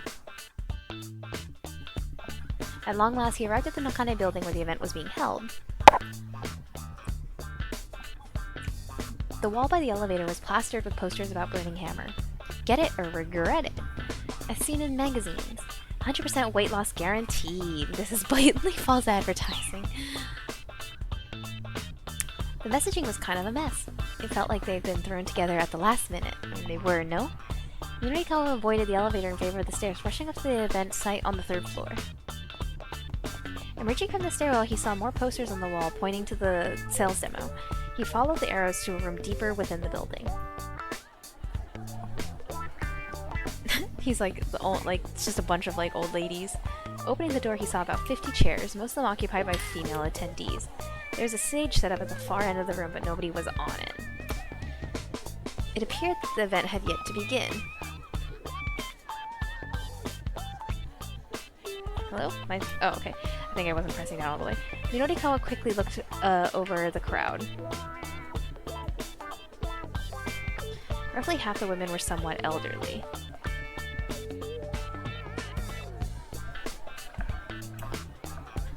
All of them looked like they could stand to lose some weight. What a dick! I mean, I guess they want to because they're all here, but also, what a thing to, judge and perceive about people. And for some of them at least, the ship had surely sailed some time ago. Bruh! The crowd gazed at the stage with rapt anticipation. A beverage that allowed you to eat plenty and still lose weight was definitely an appetizing proposition. Could something like that really exist, though? Well, Minonikawa was just gonna have to wait and see. He did his best to get his mind into journalism mode. Ladies, terribly sorry to have kept you waiting.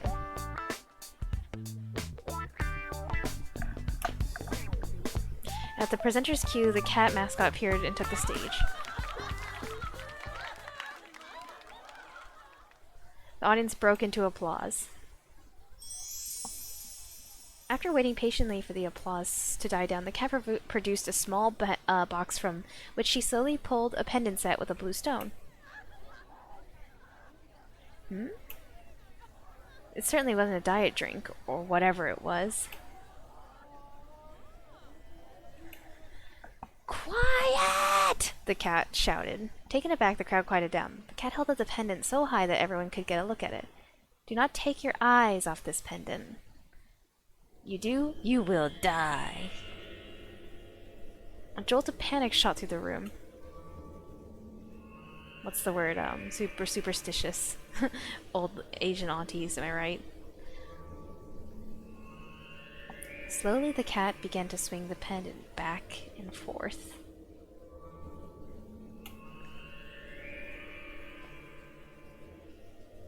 Minonikawa couldn't quite recall what happened after that, bruh. When he came to his senses, he had already pulled a $10,000 bill, or 10,000 yen bill from his wallet.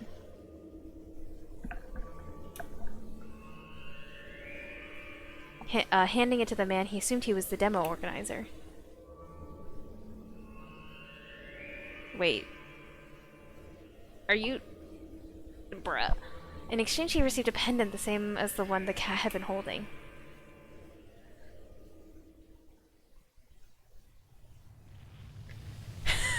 Fucking Thanos fist. I've done it! Minonikawa muttered to himself excitedly. Clutching the pendant in his hand, he could feel the energy it radiated coursing throughout his body. The cat's monotone chanting from the stage sounded in his ears like a chorus of angels. Overwhelmed by the feeling of ecstasy, he could scarcely contain. Minonikawa repeated the words to himself. I've done it. With this, I'll be the greatest writer in the world has ever seen. My articles will stir the emotions of the entire human race. They'll laugh. They'll cry. Am I the only one who feels as if I'm on an acid trip right now? I'm sure he feels it too. They'll tremble with fear. They'll jump for joy. No longer was the Pulitzer Prize a mere dream. It was practically already his. Yo, can I get one of those? I know, right? Minonikawa wanted no. He needed to tell someone how excited he was. This miracle he'd attained, he wasn't going to just squander it on himself. Oh no. A journalist of his stature needed to share what he knew with all of humanity. The cure for writer's block. Yeah, this is definitely going to be a piece. Yep, a rock is glowing in his hand. That's a headline right there. He opened up his laptop. He booted up his word processing program. He deleted all the articles he'd been working on. No! He knew what he really needed to write. Special edition report on the Miracle Stone. Only in 4-Star General Gossip's spring issue. Must have stone. Already in many fashionistas' collections. Look out, world. Mysterious gemstone set to change international balance of power. What the fuck is going on? Blessed by the Miracle Stone, get your hot stock tips here. The pages originally slated for the pros and cons of security cameras and washed-up screenwriters were instead filled with glowing praise and rave reviews of the Miracle Stone.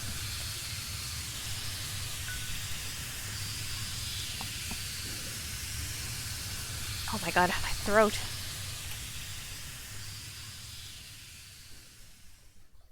Never had Minonikawa been more proud of his work. That didn't feel right. Back at the 4-Star General Gossip headquarters, Minonikawa handed his articles to Toyama, who was sitting glumly at his desk. Toyama looked him over, then there was lingering silence. Finally he spoke, his voice subdued, but his words crystal clear.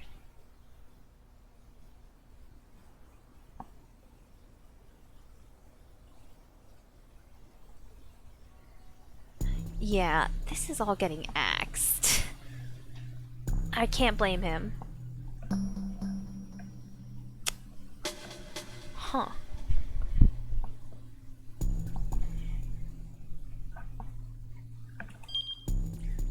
Desperation though he was for copy, Toyama still rejected Minorikawa's articles. Probably a good indication of how bad they really were. Maybe the Miracle Stone, yeah.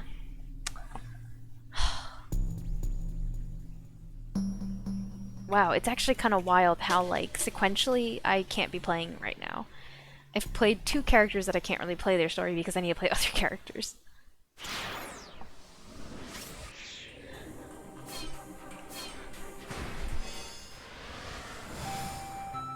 Unlucky, yeah. I mean, that just more feels like a coin flip, right?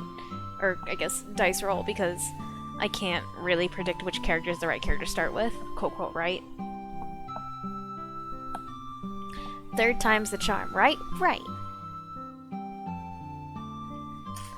It's kind of funny, because I really thought the fix to Tama's story would be, because I think it was Achi. In Achi's story, we made the choice to throw these bottles, right? But I guess we didn't actually have to fix that, so that's fascinating. Because, right, like Virus, you said that all the changes to impact another character's story, they all happen in the same hour at least, so. And, like, Achi threw the drinks in the last hour, so. Anyways, bottles of burning hammer litter the pavement, shattered into tiny bits of glass. Even if the recycling guy was really careless with the boxes, it shouldn't have caused this much of a mess. Sounds like someone came along and actually threw them all over the place. The heck is the thing? What the heck with this thing? Yeah, I thought it was a bad ending too, but I don't recall. I guess they're supposed to be busted up. I mean, clearly, I guess, because it was in the last hour and I wasn't able to progress, so. I tossed away the Miracle Stone, which has clearly brought me only bad luck. We can't have a product demo without a product, which in turn means we won't be getting paid for this whole fiasco. Okay, we can do this. We can figure something out. I try to give myself a pep talk, but I hear the doubt in my own voice. I try to brainstorm anyways. Finding inspiration is like trying to squeeze blood from a stone. What? I rack my mind for the best course of action, and at long last I arrive at a conclusion.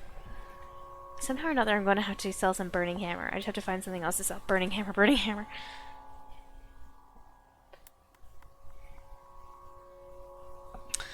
Somehow or another I'm going to have to find a way to sell some burning hammer. The flyers have already been handed out. People have come to the demo expecting to get burning hammer. I may have to put it into some new bottles and possibly water it down some, but getting this stuff sold is my only option. My eyes alight on one of the cardboard boxes and I notice its odd mark is stamped on it. Wait a sec. I've seen this before. I recall something Chidi said earlier. This is the sort of thing they'd sell in 100 yen shops or something.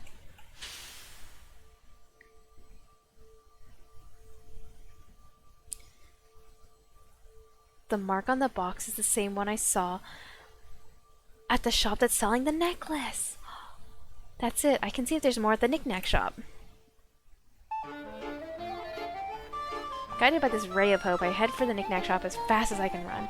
In the bear suit, lol. Bonk. As soon as I reach the main road, I crash right into someone. It's Chidi. Oh hey, you find it? She asks. She makes it sound like it's not really her problem. Not yet, but I think we can stock up at the 100 yen shop. The words are hard to get out when I'm panting as hard as I am. For now, just stay calm and let's get the boss to know. And go let the boss know. Got it. Leave it to me. Chidi nods and breaks back into a run. I'm practically praying as I rush into the knick-knack shop where I immediately spot the cardboard boxes I saw earlier, still stacked up. Yes, I'm in luck. I dive into one of the boxes to check what's inside. Holy shit, she's so freaking lucky. It's packed with tiny bottles. There's no mistaking the noxious red liquid inside it. That's burning hammer, alright. There's 50 bottles per box, and there's 4 boxes total. Assuming each box is 100 yen, including tax, I can buy the whole lot with the 20,000 I've got in my wallet. Mr. Yanagishita said he was selling the bottles at the demo for 15,000 apiece. That way, if we sell all 2,200 bottles, he'll be able to pay me back his debts, no problem. Well, what's the deal with you? What's the deal with you? The sales clerk's eyes go wide as he sees my getup. This stuff. I'd like your entire stock. I point at the burning hammer and the clerk makes an awkward face. Oh, it's this guy! I'm afraid that's already been sold. What? You mean, like, all of it? Nobody in their right mind could possibly want all of this. Yes, all of it, I'm afraid. Well, I'm not going to roll over that easily. Whether I earn that extra 20,000 or not hinges on whether I can get this stuff. Please, you've got to help me out. I'm afraid it's out of my hands. Then could I get in touch with the buyer? Then tell them I'm willing to negotiate. I suppose that wouldn't be an issue, but... Actually, would you mind waiting for a moment? She said she'd be by ASAP. It's me good. Even as I'm speaking with the sales clerk, a girl wearing a hoodie comes in. She's got a tiny frame and doe-eyed face. Hey, I've come to pick up something I reserved, she says. That must be the customer the clerk was talking about. Please pardon my intrusion, but... Would you be willing to let me have these diet drinks? I bow extra deep and my costume head wobbles all around. Whack. I'll pay you double what they're worth. No can do, I've never seen this brand before. I'm super curious about it. Surely you don't need this many, though. I do. I make my living with my body. This is about how much I'll need. Wow, the sales clerk interjects. What sort of work do you do exactly, bro? I'm a martial artist. I fight at a place called Bride. You might have heard of it? It's one of the more popular hotspots in Shibuya these days. Oh, I know the place, the sales clerk says, brimming with sudden excitement. That pub where they have that cosplay martial arts competitions, right? Ooh, this dude's weird. Hold on, what are you talking about now? What's Bride? I've seriously never heard of the place. It's a nightlife spot where ladies cosplay as anime characters, but they fight for real. Been wanting to check it out, but they've hit a membership cap, the sales clerk said. At present, the exclusive Bride has already exceeded its allotted number of members. So then, you must be pretty strong, huh? He says to the girl. Well, I mean, I may not look it, but I'm the current champion. The girl proudly adopts a fighting stance. Would you accept a challenge from me, I ask? A challenge? If I win, you have to let me have all of this. The girl breaks into a confident smile. You have any idea who you're dealing with here? She asks. I intend to find out. Oh wow, the sales clerk exclaims. I have just got to see this. I'm glad to have him egging us on. Well, if you're that set on it, then I sure accept your challenge. Sweet. We've established our terms. This burning hammer may yet be mine. The girl cracks her knuckles, clearly eager for a fight. Oh, dude.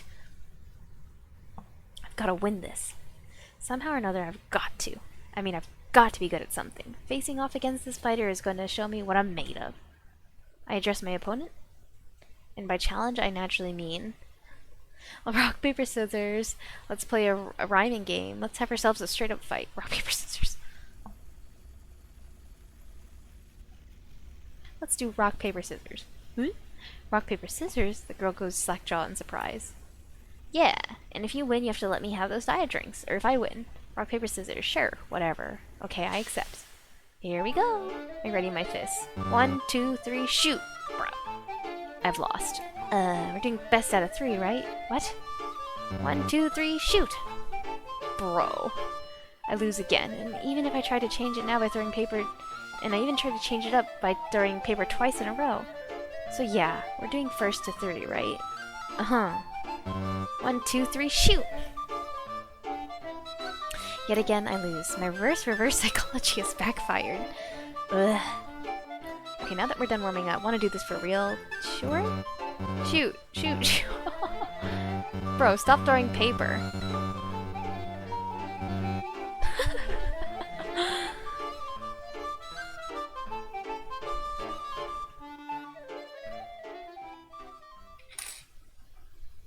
If that's a bad end, that'd be the funniest bad end. This goes on for a good 30 minutes. And Tama literally just keeps using paper. She's stupid as fuck, bro. We've thrown more times than I can even count, and I haven't won once. Reverse, reverse, reverse, reverse, reverse, reverse, reverse, reverse, reverse, reverse, reverse. Psychology. How many times have you tried reverse psychology, Tama, huh? And it didn't work out for you? I mean, honestly, you should have anticipated at some point that this girl was just gonna assume you would throw out paper. So you gotta throw out rock, because you know she's gonna throw scissors. Come on, brother. Tama is my fave. I think Tama's my favorite character right now, like in terms of who we're following. I don't like Osawa. Minonikawa's kind of a Chad. He's like okay, but I don't like him. Like, he's kind of a Chad. Kano's, you know, just basic Hawkeye cop. Who else are we following? Oh, Achi. Oh, Achi's best boy too.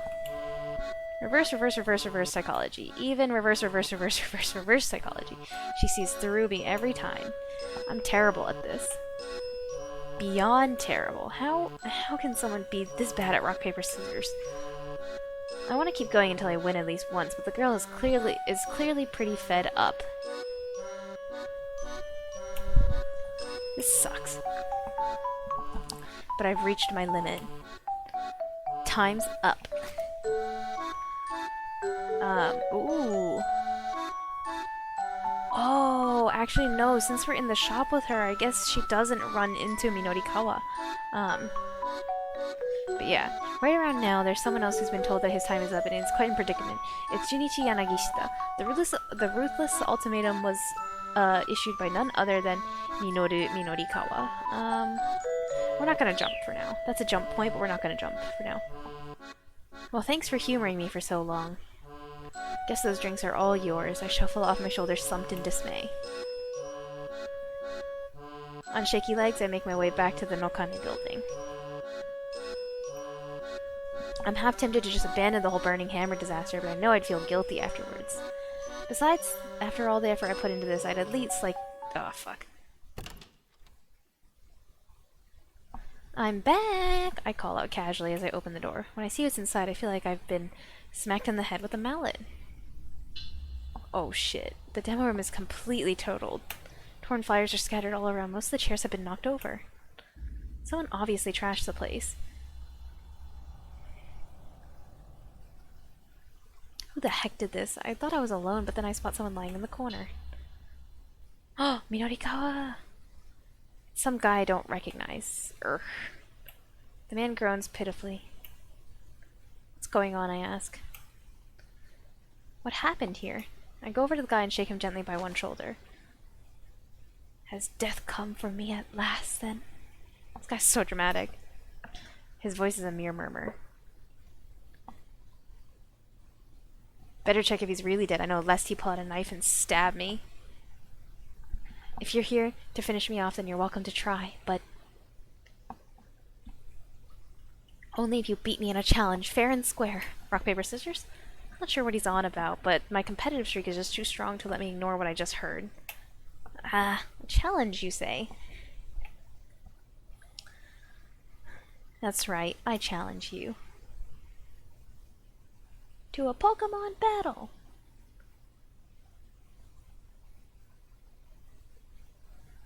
I challenge you, rock, paper, scissors, bruh.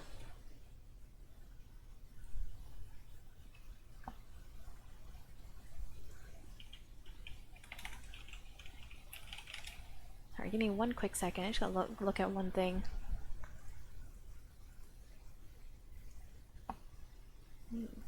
Okay. Sorry, someone just asked me if I could screenshot something for them, so... we back. Rock, paper, scissors. Rock, paper, scissors again. If you beat me, then I am yours to do with as you please.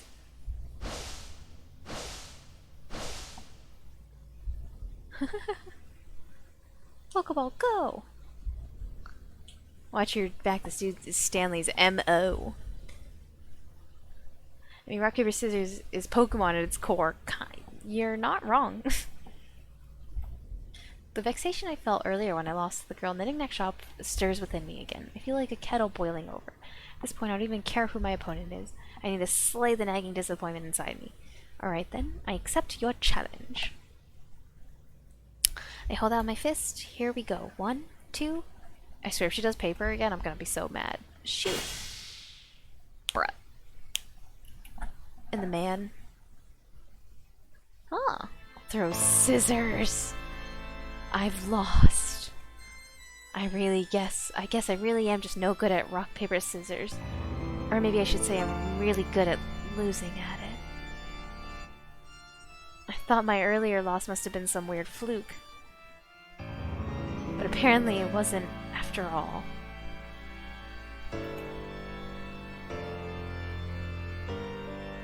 Bad end. That's too funny, dude. Okay, thanks to her epic rock, paper, scissors losing streak, Tama wasn't able to get any burning hammer. Maybe that was to be expected, seeing as she only ever throws paper. She'd probably do better with some other form of challenge. Yeah, rhyming battle, I guess. She's just not cut out for this. I get it.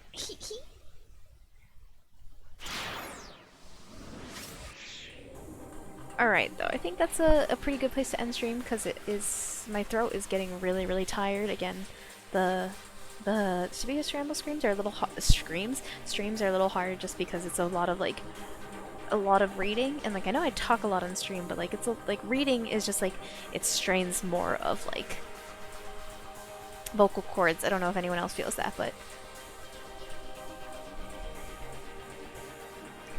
Rochambeau. Nice one, game. I don't get it. Shibuya screams. Ah! But yeah, anyways, things are heating up. We are now in hour 1 to 2. Poor Kano is dead.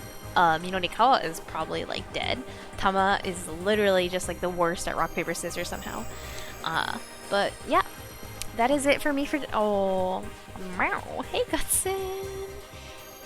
You're here just in time to say goodbye, because my throat is, like, hurting pretty badly after reading all that on stream, as well as it's, 10, and it's Sunday, and, tomorrow's Monday, people got work. I don't want to make too much noise in the household. Oh, okay, yeah, I'm sorry, Gutson, I swear, it's not because you showed up, I promise. It's not. I like how me saying it's not, like, nobody thought that until I said it's not. Now people are like, but it kind of is now. Nope. Or people are like, what if it is? Yeah, Gutson, get out of here! It's not like that, I promise. But anyways, we don't serve- whoa, Life Iris, calm down! Life Iris's words, not mine, okay? The Club Penguin Coco does not associate with Life Iris productions. Stay in your lane. Yeah, stay in your lane. Anyways, thanks guys for coming by for another installment of Shibuya Scramble. Next stream, as always, will be on Tuesday, isn't it? We'll be back with Salmon Run, as always. So yeah. Yes! Thank you again for coming by. Have a good rest of your days, especially Gutson, since, poor Gutson showed up literally in the last about, like, minute 17 seconds of stream. But I will see y'alls on Tuesday. Have a good rest of your days. Good night. Good night. Good night. Okay, bye.